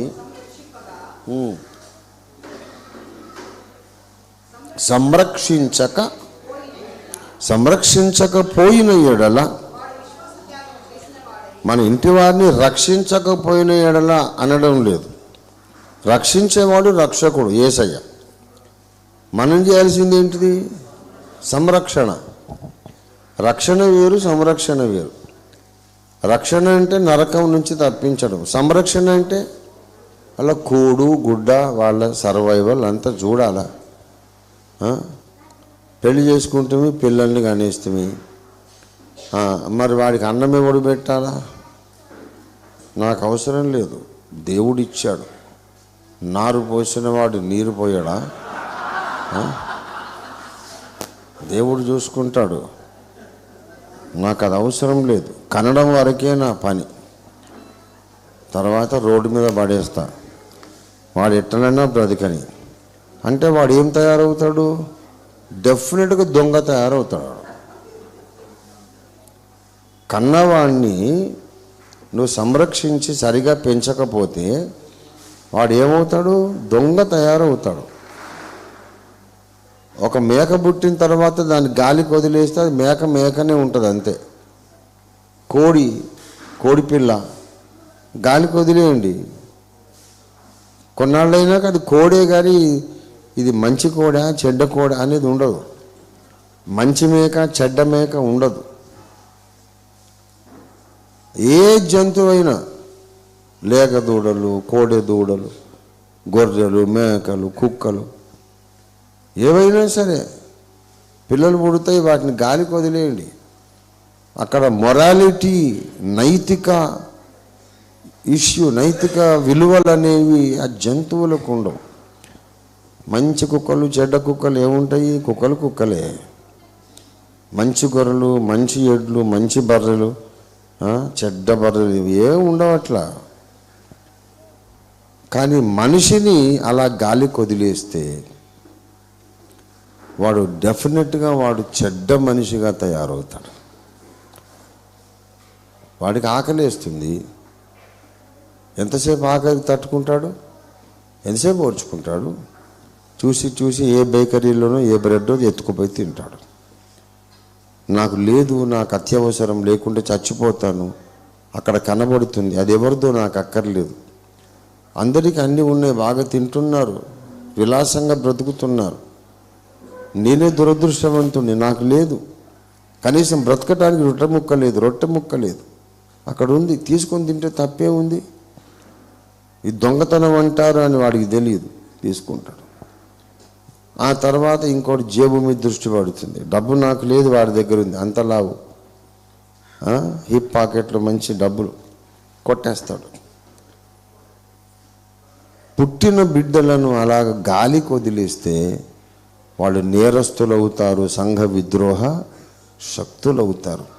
అందుకే తల్లిదండ్రులారా, మీ పిల్లలను ప్రభు యొక్క శిక్షలోను బోధలోను పెంచుడు. ఇది తల్లిదండ్రుల బాధ్యత. కనగానే సరిపోదు. పిల్లలను ఏం చేసినా కొంతమంది చూస్తూ ఉంటారు మురిపెంగా. వాడు అల్లరి చేస్తుంటాడు, అన్ని వస్తువులు పాడు చేస్తాడు, ఎదుటి రక్కుతాడు, గిచ్చుతాడు. చేస్తుంటే చెంప చెల్లు అనిపిస్తుంది నాకు, ఆ తల్లులను తండ్రులను. పిల్లలంతా అల్లరి చేస్తుంటారు, బాబు తప్పురా, అల్లరి చేస్తా అని అనడం రాదా? నోరు పడిపోయిందా? వాడు చెడ్డ మాటలు మాట్లాడుతున్నాడు. మా ఓడి చాలా తెలివండి, ఎన్ని మాటలు, అన్ని చెడ్డ మాటలు మాట్లాడుతున్నాడు. సిగ్గు లేకుండా మళ్ళీ మురిసిపోడు. ఎంత డెవలప్ అయిపోయాడండి వాడు. చాలా చాలా ధైర్యవంతుడండి, తెలివైనోడండి. మొత్తం వాడిని చెడగొట్టేస్తున్నారు. ప్రేమ అంటే పిల్లలు ఏం చేసినా ఏమనకుండా వదిలేయడం ప్రేమ కాదు. బెత్తము వాడని వాడు తన కుమారునికి విరోధి. ఒక శత్రువు చేయలేనంత డ్యామేజ్, నువ్వు నీ కొడుకుకో నీ కూతురుకో శిక్షించకపోవడం వల్ల చేస్తావు. వాడిని దండించకపోవడం వలన ఒక శత్రువు కూడా చేయలేనంత నష్టం వాడికి నువ్వు చేస్తున్నావు. నువ్వు ప్రేమగల తండ్రిని అనుకోవచ్చు, ప్రేమగల తల్లిని అనుకోవచ్చు, కానీ నీ బిడ్డకు నువ్వు ఒక బద్ధ శత్రువులాగా ప్రవర్తిస్తున్నావు. వాడిని చెడ్డవాణిగా చేస్తున్నావు. కనుక మన బాధ్యత ఏంటి? సొంత ఇంటి వారిని సంరక్షించాలి. వాడి కూడు గుడ్డ సంపాదించి ఇవ్వడమే కాదు, వానికి నీతి మార్గము నేర్పించాలి. నైతిక విలువలు, దేవుని గూర్చిన జ్ఞానంలో పెంచాలి. ప్రభు యొక్క శిక్షలోను బోధలో దేవునికి స్తోత్రం వాడిని పెంచాలి. చిన్నప్పటి నుంచి వాడిని మనం యేసయ్య బిడ్డలం రా, అలా చెయ్యొద్దు, తప్పు. ఒకసారి ఒక కుమారుడు, చిన్న బాబు, వాడు చాలా అల్లరి చేస్తున్నాడు. వాడు కొట్టినా సరే ఏం చేస్తావు? నువ్వు కొడతావు అంతే కదా, కొట్టు, నేను ఇట్లా చేస్తాను అట్లే కొట్టు. అంత మొండి. వాడు అమ్మ నాన్నను అడిగాను, ఏంటయా నువ్వు బాబును లైన్లో పెట్టవా అని అంటే, చెప్పామన్నా, వాడు వినడు, ఏం చేయాలి, మాకు ఎట్లా పుట్టాడు వీడు మాకు తెలియదు, అసలు ఇట్లాంటి వాడు ఎందుకు పుట్టాడు మాకు అని బాధపడ్డా. నేను దేవుణ్ణి అడిగా, వానికి ఏం చేయాలా? ఇట్లా అల్లరి చేస్తే యేసయ్య నరకంలో పడేస్తాడు అని చెప్తే వాడికి దేవుని మీద ద్వేషం వచ్చేస్తుంది. అంటే నేను మామూలు ఆట ఆడుకుంటే, నా సహజంగా నేను నా ప్రవర్తన ఏదో నేను ప్రవర్తించుకుంటే, నా నడక నా మాట తీరు నేను ఏదో నా బతుకు నేను బ్రతికితే ఆయన నన్ను నరకంలో పడేస్తాడా? ఆయన ఏం దేవుడు అండి? నాకు అవసరం లేదు దేవుడు అని వాడు ద్వేషం పెంచుకోవచ్చు. వాడిని తీసుకెళ్ళి సువార్త చెప్పా, బాబు నువ్వే కాదు నేను చెడ్డోండే, మనందరం చెడ్డోళ్ళమే. నువ్వు ఒక్కడే చెడ్డోని కాదు, మనందరం చెడ్డోళ్ళమే. మనం నరకంలో పడకుండా ఆ దేవుడే మనిషి అయి పుట్టి మన కొరకు చచ్చిపోయి లేచాడు. ఈ మాట విన్నావా? విన్నాను అంకుల్. అప్పుడు అంటే నా యవ్వన ప్రాయంలో ఇది అంకుల్ అన్నాడు వాడు. విన్నాను అంకుల్. ఎక్కడ విన్నామంటే పాస్టర్ గారు చెప్పారు, యేసయ్య మన కొరకు చనిపోయి లేచాడు, దెబ్బలు తిన్నాడు, రక్తం గార్చాడు. అవునవునవును విన్నాను. మరి అంత గాయాలు పొంది మన కొరకు బాధపడ్డ యేసయ్యను మనం మళ్ళీ ఏడిపించటం న్యాయమా, మంచిదా అంటే, అయ్యో అసలు ఏడిపించొద్దు అని అన్నాడు. మరి నువ్వు ఇలాగే అల్లరి చేస్తూ ఉంటే యేసయ్య ఏడుస్తాడు. నిన్నేం కొట్టడు, తిట్టడు, నాశనం చేయడు, కానీ దుఃఖపడతాడు. బాబు ఆల్రెడీ అన్ని బాధలు పడ్డ యేసయ్యను మళ్ళీ నువ్వు బాధ పెడతావా, ఏడిపిస్తావా, మంచిదా అంటే, వాడి కళ్ళల్లో నీళ్ళు. యేసయ్య ఏడుస్తాడా? వద్దు, నేను ఏడిపియను, యేసయ్యని నేను ఏడిపియను అంకుల్. నాకు తెలియదు యేసయ్య ఏడుస్తాడని, నాకు తెలియదు. ఆల్రెడీ అన్ని కష్టాలు పడ్డాడు, మళ్ళీ నేను కష్టపెడతానా? వద్దు. ఆ రోజు నుంచి వాడు కొత్త మనిషి అయిపోయాడు. వాళ్ళ అమ్మంటది, అన్న నువ్వు ఏ మంత్రం పెట్టావని పక్కకు తీసుకుపోయావు. అదేంటో, అరే ఎవరికి ఎలా సువార్త చెప్పాలో తెలుసుకోవాలి. దేవుడిచ్చే జ్ఞానముతో, పరిశుద్ధాత్మ సహాయముతో మన పిల్లలను మంచి దారిలో పెట్టాల్సిన అవసరం ఉంది. ఆ బాధ్యత మనది. ప్రభువు యొక్క శిక్షలో బోధలో వాళ్ళని పెంచాలి. ఇంకోటి, వాళ్ళ అన్నపానాలు, వాళ్ళ వస్త్రాలు, వాళ్ళకుండే అవసరాలు కూడా తీర్చాలంటే మనం ఏం చేయాలి? ఉద్యోగం అన్నా చేయాలి, ఉద్యోగమైనా చేయాలి, లేకపోతే వ్యాపారమైనా చేయాలి, ఏదో ఒకటి చేయాలి. ఏదో ఒకటి చేసి ఇంత రొట్టె ముక్క సంపాదించాలి. ఇప్పుడు నేనేం చెప్తున్నా, ఇలాగ సొంత ఇంటి వారిని సంరక్షించకపోతే వాడు అవిశ్వాసి కంటే చెడ్డోడని ఉంది ఇక్కడ. Is verse than an unbeliever, verse than a non Christian. కనుక మనం మంచి క్రైస్తవులుగా ఉండాలంటే మన ఇంటి వారిని పోషించుకోవాలి, నైతిక విలువలు నేర్పాలి, వాళ్ళ మీద దృష్టి పెట్టాలి. అవును, ఇది చేయడానికి మళ్ళీ నేను ఉద్యోగం చేయాలి, వ్యాపారం చేయాలి, దానికి కొంత టైం ఖర్చు అయిపోతుంది. మరి సరే, నా పిల్లలను పెంచడం మీద దృష్టి పెడతా సార్, మరి టైం అంతా నా కొడుకును సరి చేయడమే సరిపాయి. నన్ను నేను ఎప్పుడు సరి చేసుకోవాలా? వాడికి తిండి కూడుగుడ్డ చూడడానికేమో నేను వ్యాపారం ఉద్యోగం చేయాలి. మరి నేను దేవభక్తిలో సాధన ఎప్పుడు చేయాలా? అన్నీ చెబుతున్నావు నువ్వు. ఏంటిది సార్, నీకు పిచ్చి పట్టిందా, లేకుంటే మమ్మల్ని పిచ్చోళ్ళని చేయాలని చూస్తున్నావా? స్వీయ పరిశుద్ధీకరణ అంటివి, పవిత్రీకరణ అంటివి, సంఘ సంస్కరణ అంటివి, సాతాన్ రాజ్యాన్ని కూల్చివేయాలి, దేవుని రాజ్యాన్ని రప్పించాలి, అన్నిటికీ కుదురుబాటు కాలాలని నోటికొచ్చిందల్లా చెప్పిన గొప్ప గొప్ప మాటలు. ఆఖరికి వచ్చేమో మీ ఇంటి సంగతి పట్టించుకోవయ్యా. ఒక అంకుల్ అనేవాడు, ఎట్లానయ్యా ఓఫీర్, ఇంటిని చూడాలి, ఒంటిని చూడాలి, మింటిని చూడాలి, అన్నింటిని చూడాలి. ఎంత కష్టమయ్యా ఓఫీర్ బాబు అని. నాకు చాలా ఇష్టమైన అంకుల్ ఆయన, శాంసన్ అంకుల్ ఆయన పేరు. ఇటీవల దేవుని దగ్గరికి వెళ్ళిపోయారు.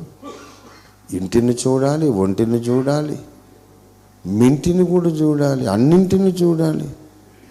ఎంత కష్టమయ్యా జీవితం అని అనేవాడు. అలాగే మరి ఇప్పుడు ఏం చేద్దామంటే, ఏం లేదు సార్, టైం అయిపోయింది, కూటం ముగించు. ఇక నువ్వు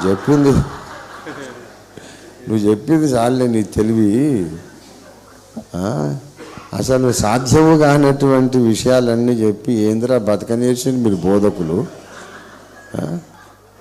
ఎప్పటికయ్యేది ప్రస్తుతమో అప్పటికా మాటలాడి, ఏ రోటికాడ ఆ పాట పాడి, ఎప్పుడు ఏది గుర్తొస్తే ఆ ప్రసంగం చేసి నడిపించుకుంటున్నారు మీరు. అసలు క్లారిటీ ఏందా ఇవ్వు. అసలు నేను నా పిల్లలను పెంచాలనా, దాని కొరకు వ్యాపారం ఉద్యోగం చేసుకోవాలనా, లేకపోతే వాళ్ళని ఎటన్న భోజనం గాలికి వదిలేసి నా భక్తి నేను చూసుకోవాలనా? అదో ఇదో చెప్పు. అది ఇది రెండు చేయమంటే ఎట్లా సాధ్యము? కానీ బైబిల్లో ఈ రెండు ఉన్నాయి. నీ ఇంటి సంగతి చూసుకో, పని చెయ్యని వాడు భోజనమే చేయొద్దు అన్నాడు. అన్నాడు లేదా? పని చెయ్యని వాడు ఎవడు భోజనం చేయొద్దు. 2వ తెస్సలోనిక పత్రిక 10వ వచనం, 3వ అధ్యాయం 10వ వచనం, 2వ తెస్సలోనిక 3:10. మరియు మేము మీ యొద్ద ఉన్నప్పుడు ఎవడైనా పని చెయ్యని వాళ్ళని ఎడల వాడు భోజనము చెయ్యకూడదని. ఎంత స్ట్రిక్ట్ ఆర్డర్ చూడండి. अगर खाना है तो कुछ काम करो, जो काम नहीं करता है वो खाने का काबिल नहीं हो. मेहनत करना, काम करना, कुछ न कुछ, नहीं तो खाना नहीं मिलेगा तुम्हें. नहीं खाना, తిండి తినడానికి కాబిల్ కాదు నువ్వు. కష్టపడి పని చేయాలి. అవును, కష్టపడి పని చేసుకుంటా రోజు 8 గంటలు పని చేసి ఇక మళ్ళీ నన్ను నేను పవిత్రపరచుకోనేది ఏముంది? నన్ను నేను పవిత్రపరచుకోవడం ఏంది సార్? 8 గంటలు 10 గంటలు కష్టపడి ఇంటికి వచ్చి మొద్దు నిద్రపోతున్నా. ఇక పాపం చేయడానికి ఓపికే లేదా? ఇక పరిశుద్ధపరచుకోవడం ఏముంది? ఇంకేం పాపం చేస్తా నేను? ఇదంతా అసలు నీ టీచింగ్ అంతా గలతున్నది. నీదంతా ఏదోటిగా చెప్తుంటారు మీరు. ఒక ఆదివారం వస్తేనేమో పని చేయమంటాడు, ఒక ఆదివారం వస్తేనేమో పని లేదు ఒట్టికనే ఫ్రీ సాల్వేషన్ అంటాడు. ఒక ఆదివారం వస్తేనేమో నీ ఇంటోళ్ళని చూసుకో అంటాడు, ఇంకో ఆదివారం వస్తేనేమో నా యుద్ధకు వచ్చి తన తల్లిని తండ్రిని భార్యను పిల్లలను ద్వేషించని వాడు నా శిష్యుడు కాదంటాడు. అరే అన్నీ ఉంటాయి బైబిల్లో, మీ బోధకులు బతకడానికి దేవుడు రాసినట్టుంది. ఇది క్లారిటీ ఉందా? ఇది ప్రతిష్టంభన, ఒక డెడ్ లాక్ అన్నమాట. దీనికి పరిష్కారం ఏంటి? దీనికి పరిష్కారం ఏంటంటే నీవు చీలిపోవాలి, నీవు రెండుగా చీలిపోవాలి, నువ్వు రెండుగా చీలిపోవాలి. నీవు చీలిపోవాలంటే నీ శరీరం కాదు, నీ మనస్సు రెండుగా చీలిపోవాలి. మనస్సును అనేక అంశముల మీద ఏకకాలములో లగ్నము చేయడము, మన దృష్టి, మన శ్రద్ధ, మన ఏకాగ్రత అనేక అంశముల మీద ఏకకాలంలో కాన్సన్ట్రేట్ చేయడాన్ని అవధాన ప్రక్రియ అంటారు. నేను ఒక సగర్వంగా అతిశయంతో ఒక మాట చెప్తున్నాను ఏంటంటే, ఒరియా, కన్నడ, మలయాళం ఏ భాషలలో కూడా, ఇక ఇంగ్లీషు, జర్మన్ అంటే అసలు ఇంకా దిక్కులేని భాషలు అనుకో, అవి రిచ్ హెరిటేజ్ ఉన్నటువంటి మన దేశంలో ఈ అన్ని భాషలు, ఏ భాష అన్నా తీసుకో, ఏ భాషలోనూ లేని ఒక అద్భుతమైనటువంటి ప్రక్రియ ఒకటి ఉంది, అవధానము అనే ప్రక్రియ. ఒకటి తెలుగులో ఉంది, ఓన్లీ ఇన్ తెలుగు. అష్టావధానం అంటే అవధాని గారు కూర్చుంటారు. అవధాని గారు కూర్చుంటే చుట్టూ 8 మంది పృచ్ఛకులు ఉంటారు. పృచ్ఛకులు అంటే ప్రశ్నించువారు. 8 సబ్జెక్టులు ఉంటాయి. వ్యాకరణము, ఛందస్సు, ఘంటానాదము, అప్రస్తుత ప్రసంగము. ఇట్లా వాడికి అప్రస్తుత ప్రసంగం ఏంటంటే సందర్భ శుద్ధి లేకుండా ఏదో ఒక ప్రశ్న అడగాల. ఘంటానాదం వానికి ఏం పర్లేదు, టంగ్ టంగ్ టంగ్ టంగ్ అని కొట్టుకుంటూ కూర్చుంటాడు. ఒకడు వ్యాకరణం, ఛందస్సు గురించి ప్రశ్న అడుగుతాడు. ఈ ప్రశ్నకు సమాధానం చెబుతూ అవధాని ఈ గంటలు లెక్క పెట్టుకుంటూ ఉంటాడు. టంగ్ టంగ్ టంగ్ అది లెక్క పెట్టుకుంటేనే దీనికి చెప్తాడు. సమస్యాపూరణము, ఒక సమస్యనిచ్చి దాన్ని పూరించుము అంటాడు ఒకడు. దానికి ఒక ఒక ఒక పద్యపాదం ఒకడు చెప్తాడు. ఈ లోపల ఇంకొకడు ఏదో ప్రశ్న అడిగితే దానికి చెప్తూ మళ్ళా ఇందాక నేను మొదటి పాదం చెప్పాను కదా, ఇప్పుడు రెండో పాదం చెప్తాను, మళ్ళీ ఆ పద్యాన్ని రెండో పాదం చెప్తాడు. ఇది అవధాన ప్రక్రియ. దేవుని బిడ్డలారా, తెలుగులో మాత్రం ఉంది ఇది, ఒరియాలో లేదు. మలయాళం, కన్నడ ఏ భాషలు ఎవ్వడు ఎప్పుడు చేయలేదు.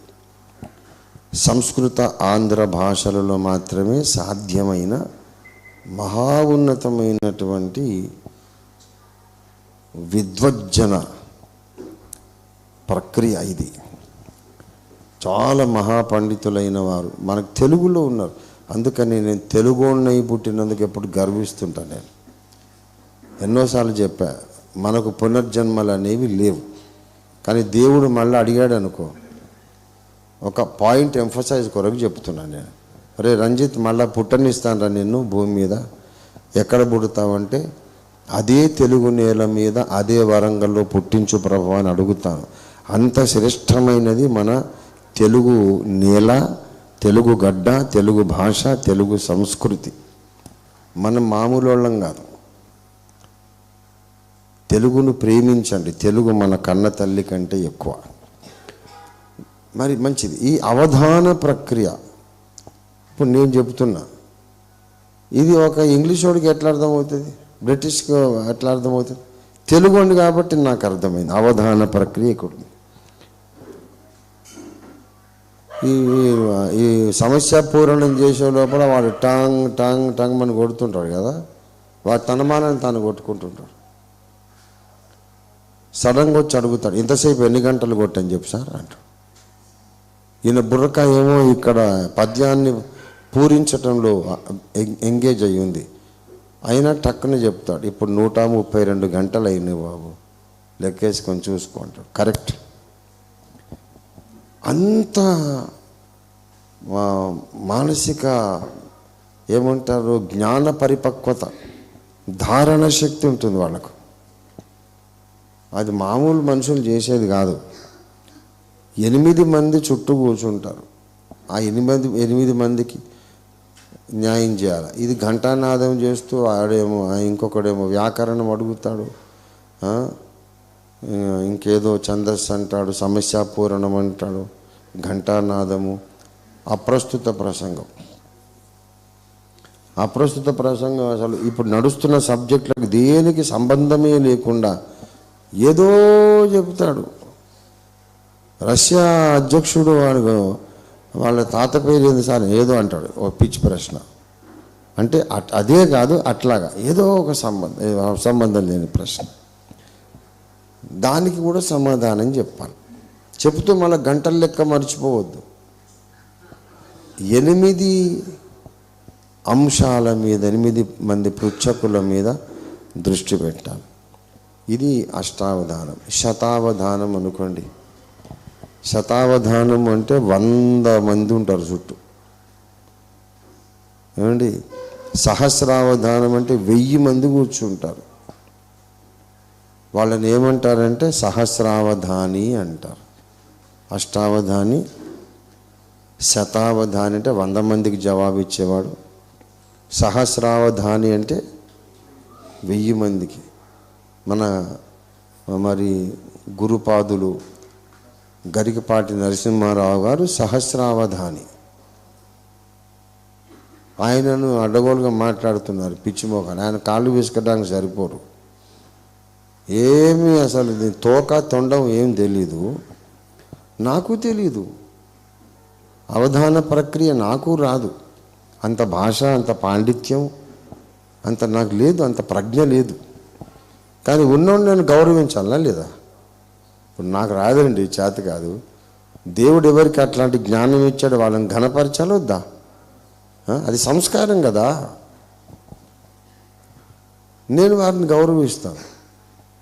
వాళ్ళు హిందువులు, నేను క్రైస్తవుని అనేది నాకు ఆ భేదం ఉండదు. ఒక మంచి లక్షణము, ఒక గొప్ప లక్షణము ఎక్కడున్నా వాళ్ళను ఘనపరచాలి, వాళ్ళకి చెందాల్సిన ఘనత వాళ్లకు ఇవ్వాలి. అది సంస్కారం. మా అమ్మ నాన్న మా పెద్దలు నాకు నేర్పిన సంస్కారం. ఎవరిని తృణీకరించారు. నా బద్ధ శత్రువులని అనుకున్నోళ్ళు కొంతమంది ఉంటారు, ఈ పెద్దలు కాదు వేరే వాడు మాట్లాడితే కూడా నేను ఏదన్నా ఒక పాయింట్ పికప్ చేసుకుంటా. వినదగులు ఎవరు చెప్పినా, ఈ ఫాల్తుగాడు మాట్లాడితే నేనెందుకు వినాలి అని అనుకోను. Listen carefully. మా నాన్నగారు చెప్పేవాడు, listen carefully, no matter who is talking, listen carefully, because everyone on the face of earth knows at least one thing which you do not know. ఎవడు మాట్లాడుతున్నా శ్రద్ధగా విను. ఎందుకంటే ఈ భూమి మీద ఉన్న ప్రతి మనిషి, వాడు ఎంత బుద్ధిహీనుడైనా, ఎంత పామరుడైనా, ఎంత తింగరుడైనా, భూమి మీద ఉండే ప్రతి మనిషికి నీకు తెలియని ఒక్క విషయమైనా తెలుసుంటుంది. Every person on the face of earth knows at least one thing which you do not know. So listen carefully. అది సంస్కారం. ఈ అవతలోడు చెప్పేది వినకుండా వాడు కైకమని అరుస్తే వాడు అసలు కుసంస్కారి, వాడు మనిషి కాదు. మనం యేసయ్య బిడ్డలం అలా ఉండొద్దు. చాలా సంయమనము, సంస్కారము, నిగ్రహము, మర్యాద అని నేర్చుకోవాలి. మంచిది. ఇప్పుడు నా పాయింట్ ఏంటంటే, ఈ అవధానులు ఉన్నారు కదా, మనం అష్టావధానం చేయక్కర్లేదు. శతావధానం సహస్రావధానం మనకు అక్కర్లేదు, మనకు చేత కాదు, మనకు రాదు, మనకు అక్కర్లేదు. కనీసం 2 విషయాల మీద దృష్టి పెట్టాలి. ఇహలోకము, పరలోకము, భౌతిక ప్రపంచం, ఆధ్యాత్మిక ప్రపంచం, సామాజిక బాధ్యతలు, ఆధ్యాత్మిక బాధ్యతలు. ఈ రెండిటి మీద నువ్వు దృష్టి పెట్టడానికి నీ మనసుకు ఉన్నటువంటి శక్తులను నువ్వు 2గా చీల్చాలి. అవధానము అనేది పెద్ద పెద్దోళ్ళు, గొప్ప గొప్ప జ్ఞానులు అష్టావధానం, శతావధానం, సహస్రావధానం చేస్తున్నారు, చేయనివ్వండి. ప్రతి క్రైస్తవుడు invariably without exception every Christian చేయాల్సింది ఏంటంటే 2 విషయాల మీద అవధానం. దాన్ని ద్వంద్వావధానం అని నేను పేరు పెట్టా. ద్వంద్వావధానం అంటే 2 విషయాల మీద దృష్టి పెట్టాలి. ఇది ఎవరైనా చేయగలరు. చాలా తెలివి లేనోళ్ళు, చదువు లేనోళ్ళు, జ్ఞానం ఏమీ లేని వాళ్ళు అందరూ చేయగలరు. అందరూ చేయగలరు. నేను చేయలేను అనేవాళ్ళు ఎవ్వరు లేరు. దేవుడు మనకు ఆ శక్తిని ఇచ్చాడు. మీరు నా ప్రసంగం వింటున్నారుగా, ప్రక్క నుంచి లారీ ఒకటి బర్రమని పోయిందనుకోండి, ఆ సౌండ్ వింటారా వినరా? ఆ పక్కన కుక్కలు అరిచినాయి బోబోమని, వింటారా వినరా? మీరు కుక్కల అరుపులు విన్నారా, నా అరుపు విన్నారా? 2 విన్నారు, 3 విన్నారు, లారీ సౌండ్ విన్నారు.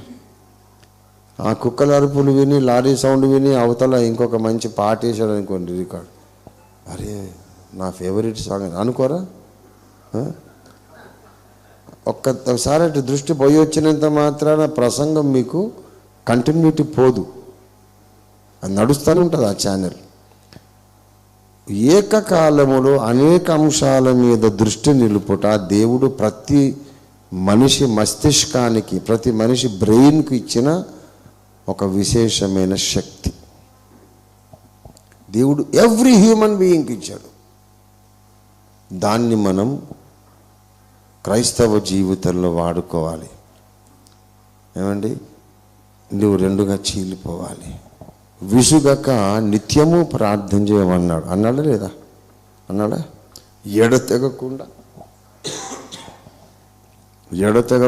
ప్రార్థన చేయమన్నాడు. ఎడతెగకుండా ప్రార్థన చేయాలి అంటే ఆపకుండా ప్రార్థన. ఇంగ్లీష్లో ఏమన్నాడు? ప్రే వితౌట్ సీజింగ్, रुकावट के बिना प्रार्थना करते रहो, कहीं रुकावट नहीं होना प्रार्थना में, ప్రార్థన करते रहो. ఎక్కడ ఆగదు మరి అంటే ప్రార్థన ఎప్పుడు చేయాలి? ప్రార్థన ప్రార్థన ప్రార్థన అంటే మరి స్నానం ఎప్పుడు చేయాలి? స్నానం చేద్దా? స్నానం చేస్తే మరి కళ్ళు మూసుకొని బాత్రూంలో పోయి కళ్ళు మూసుకొని స్నానం చేస్తుంటే సబ్బు ఎక్కడుంది? దొరకదు.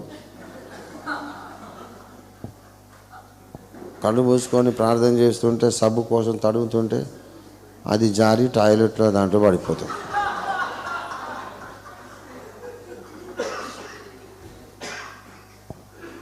అరే ఏమైందిరా, సబ్బు లేదు, ఏం స్నానం చేయలేదంటే, లేదన్నా నేను బాత్రూంలోకి పోయి సబ్బు వెతుక్కుంటూ ప్రార్థన చేస్తుంటే అది చేయి స్లిప్ అయ్యి లెట్టిన్లో పడ్డది. కాబట్టి మరి స్నానం ఎట్లా చేయాలి? స్నానం చేయాలన్నా ప్రార్థన చేయాలన్నా? అంటే నువ్వు స్నానం చేయాలి, భోజనం చేయాలి, సంసార ధర్మము కూడా నిర్వర్తించాలి. హనోకు కొడుకులను కూతుళ్లను కనుచు దేవునితో నడిచారు. భార్యతో లేక భర్తతో సంసార ధర్మం నడుస్తూనే ఉండాలి. స్నానపానాది కాలకృత్యాలు జరుగుతూనే ఉండాలి. ఈ టైం అంతట్లో నీలో ప్రార్థన కంటిన్యూ అవుతూనే ఉండాలి. ప్రార్థిస్తూనే ఈ పనులన్నీ చేయగలగాలి. ప్రార్థిస్తూనే భోజనం చేయాలి, వంట చేయాలి, ప్రార్థిస్తూనే స్నానం చేయాలి, ప్రార్థిస్తూనే వ్యాపారం చేయాలి, ప్రార్థిస్తూనే ఉద్యోగ ధర్మం నెరవేర్చాలి. ప్రార్థిస్తూనే ఒక మైండ్లో ఒక సెక్షన్ దేవునికి అప్పగించి నీ భర్తను లేక నీ భార్యను సంతోషపరచాలి. నీవిద్దరు మనుషులైపోవాలి. ద్వంద్వావధానం చేయకపోతే ఇక మనం విన్న ఏ ప్రసంగాన్ని మనం పాటించలేము, ఏ పని చేయలేము. దీనిని ఏమంటారంటే దేవభక్తి సాధన. దేవభక్తిలో ద్వంద్వావధాన సాధన నువ్వు చేస్తే తప్ప నువ్వు స్నానం చేసేటప్పుడు ఏం చేస్తావు? ప్రార్థన మానేస్తావు. ప్రార్థనలో ఉండాలి కాబట్టి నీ భార్యకు అన్యాయం చేస్తావు. ప్రార్థనలో ఉండాలి కాబట్టి నీ వృత్తి ధర్మానికి అన్యాయం చేస్తావు. నీ వృత్తి ధర్మం చాలా నమ్మకంగా చేయాలి కనుక ప్రార్థన మానేస్తావు. ఎటూ కాకుండా చెడిపోతావు. లోకానికి న్యాయం చేయలేవు, నీలోని ఆధ్యాత్మికతకు కూడా న్యాయము చేయలేవు. మొత్తం అన్యాయం అయిపోతాం. కాబట్టి భూమి మీద ఇన్ని పనులు దేవుడు అప్పగించాడు. ఆధ్యాత్మిక బాధ్యతలు ఉన్నాయి. నువ్వు బ్రతకాలి, బ్రతుకు తెరువు చూసుకోవాలి, ఇంటిని చూడాలి, అన్నింటిని చూడాలి, మింటిని మంటిని అన్ని చూడాలి అని అంటే బాబు ఎందుకు చెప్పాడంటే నీవు నీలోనే ఒక చెక్కడప్పు పని చేసుకోవాలి. ఒక స్విచ్ బోర్డు తయారు చేసుకో, ఒక స్విచ్ బోర్డు ఊహించుకో. దానికి 2 ప్లగ్ పాయింట్లు ఉండాలి. అర్థమైందా? స్విచ్ బోర్డుకు 2 ప్లగ్ పాయింట్. ఒక ప్లగ్ పాయింట్ ఏమో ఒక కంప్యూటర్ సిస్టమ్ ప్లగ్ ఇన్ చేసి పెట్టుకో. ఇంకొక ప్లగ్ పాయింట్లో టీవీ ప్లగ్ పెట్టుకో. ఇప్పుడు ఏది పనిచేస్తుంది? 2 పనిచేస్తాయి. అక్కడ టీవీలో పాట వస్తూనే ఉంటుంది, ఇలా కంప్యూటర్ సిస్టమ్ ఆపరేట్ చేస్తూనే ఉంటాడు. ఎందుకంటే ఈ పవర్ సప్లైని నీవు డివైడ్ చేసేసావు, ఇటు అటు, ఇది అది 2 పనిచేస్తాయి. అలాగా మనము అనేకమైన పనులు ఏకకాలములో చేయడానికి సాధ్యము మనము నేర్చుకోవాలి, సాధన చేయాలి. ఎందుకు చేయాలి? రక్షణ కోసం కాదండి. రక్షింపబడినాము గనుక దేవుని ఇంట్లో కొడుకులు కూతుళ్ళుగా మన బాధ్యతలు నిర్వహించడానికి ఈ సాధన అవసరం. ఇది నువ్వు చేయకపోయినా నరకానికి పోవు. ఈ సాధన చేయకపోయినా నువ్వు పరలోకానికే వెళ్తావు. కానీ పరలోకానికి వెళ్తావు కానీ దేవుడు అప్పగించిన పనులు చెయ్యని సోమరిగా వెళ్తావు. దేవుడు అప్పగించిన పనులు ఏమీ చేయకుండా సోమరిగా వెళ్తావు. అక్కడికి సోమరిపోతు అనే బిరుదు వేసుకొని వెళ్తావు. అన్నీ చేసినటువంటి నమ్మకమైన మంచి దాసుడా అని అనిపించుకోవాలంటే నీ లోపల ఒక స్విచ్ బోర్డు పెట్టుకొని ఒక ప్లగ్ ఏమో పరలోకానికి పెట్టుకోవాలి, ఇంకో ప్లగ్ ఏమో భూలోకానికి పెట్టుకోవాలి. అసలైన సత్క్రైస్తవుడు, నిజమైన క్రైస్తవుడు ఎవరంటే 2 లోకాలలో ఏకకాలంలో బ్రతికేవాడు క్రైస్తవుడు. దేవునికి స్తోత్రం కలుగునుగాక. మనం ఈ 2026 అంతా ఈ పని మీద దృష్టి పెడదాం. ఇంకా మిమ్మల్ని ఏమి నేను ఒక రూపాయి అడగట్లేదు, నాకేమి మీరు ఇవ్వాలని అడగట్లేదు, ఇవ్వనక్కర్లేదు కూడా. ఇదివరకే చాలా ఇచ్చేశారు. మీరే నా సేవంతా నిలబెట్టింది మీరే. ఇంకా మిమ్మల్ని ఏమి అడగను. నేను కోరేది ఒకటి ఏంటంటే ద్వంద్వావధానులు కండి. అప్పుడు పరలోకంలో న్యాయపీఠం ఎదుట మీ మీద తప్పు మోపడానికి యేసయ్యకు అవకాశమే ఉండదు. ఇక నేరం మోపడానికి అవకాశం ఉండదు. కుటుంబానికి న్యాయం చేశావు, నీ వృత్తికి న్యాయం చేశావు, నశించే ఆత్మల పట్ల నీ బాధ్యత నెరవేర్చావు, సంఘ సంస్కరణలో నువ్వు దృష్టి పెట్టావు.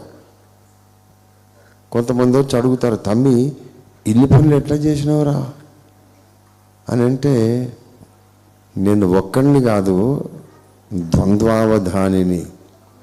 అరే ఎట్లా నేర్చుకున్నావంటే, అది ఆయన 8 మందిని చూసుకోగలేంది.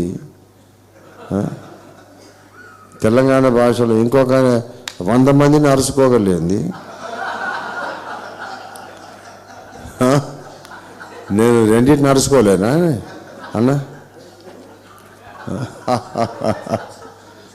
కాబట్టి ఎక్కువ ఏం అక్కర్లా, జస్ట్ 2 ప్లగ్ పాయింట్లు పెట్టుకో. నువ్వు దేవుని మాట వింటూ ఉన్నప్పుడు ఇంకొకటి మాట్లాడితే అది కూడా తల్లులు కొంతమంది పిల్లలను తెచ్చుకుంటారండి. ఆ పిల్లలు అదేందో అంతసేపు మంచిగా ఉంటారు, నేను ప్రసంగం ఎత్తుకోగానే కయ్యమని ఏడుస్తాను.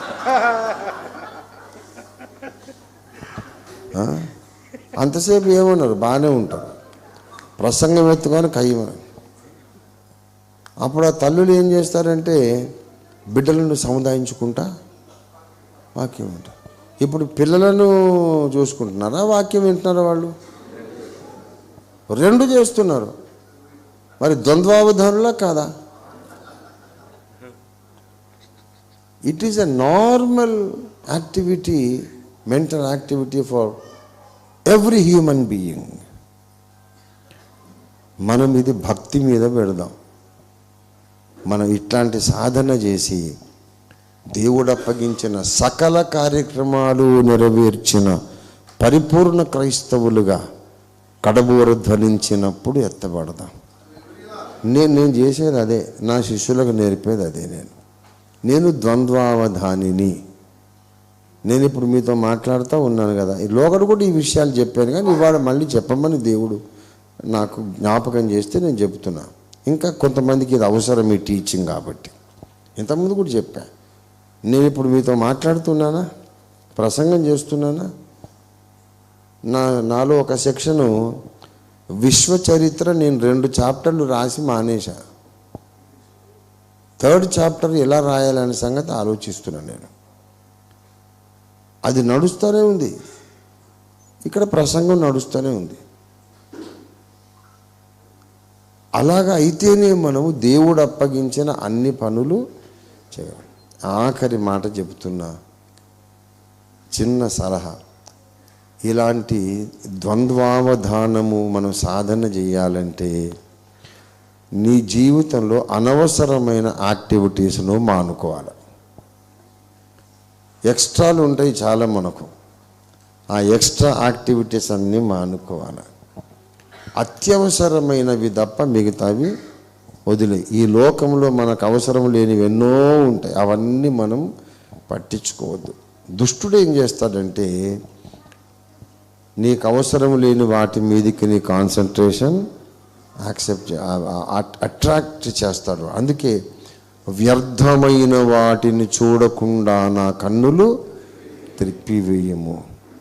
మనం టీవీ చూడడం తగ్గిపోవాలి, మొబైల్ యూసేజ్ తగ్గిపోవాలి, ఈ లోక సంబంధులతో స్నేహాలు, అనవసర స్నేహాలు తగ్గిపోవాలి, ఇంకా శరీర కార్యాల మీద ఆసక్తి తగ్గిపోవాలి.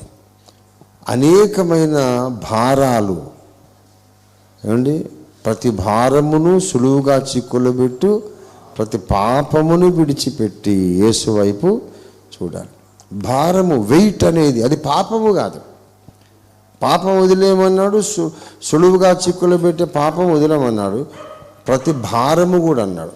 వెయిట్, ఆ వెయిట్ అంటే ఏంటిది? అది సిన్ కాదు, కానీ నీ మైండ్ మీద అదొక వజన్, అది తీసేయాలి. మన సమయాన్ని అట్లా సద్వినియోగం చేసుకుంటే మీరు మేలిమి బంగారపు క్రైస్తవుల్లాగా, మేలిమి బంగారు విశ్వాసుల్లాగా ఎత్తబడడం 100% ఖాయం.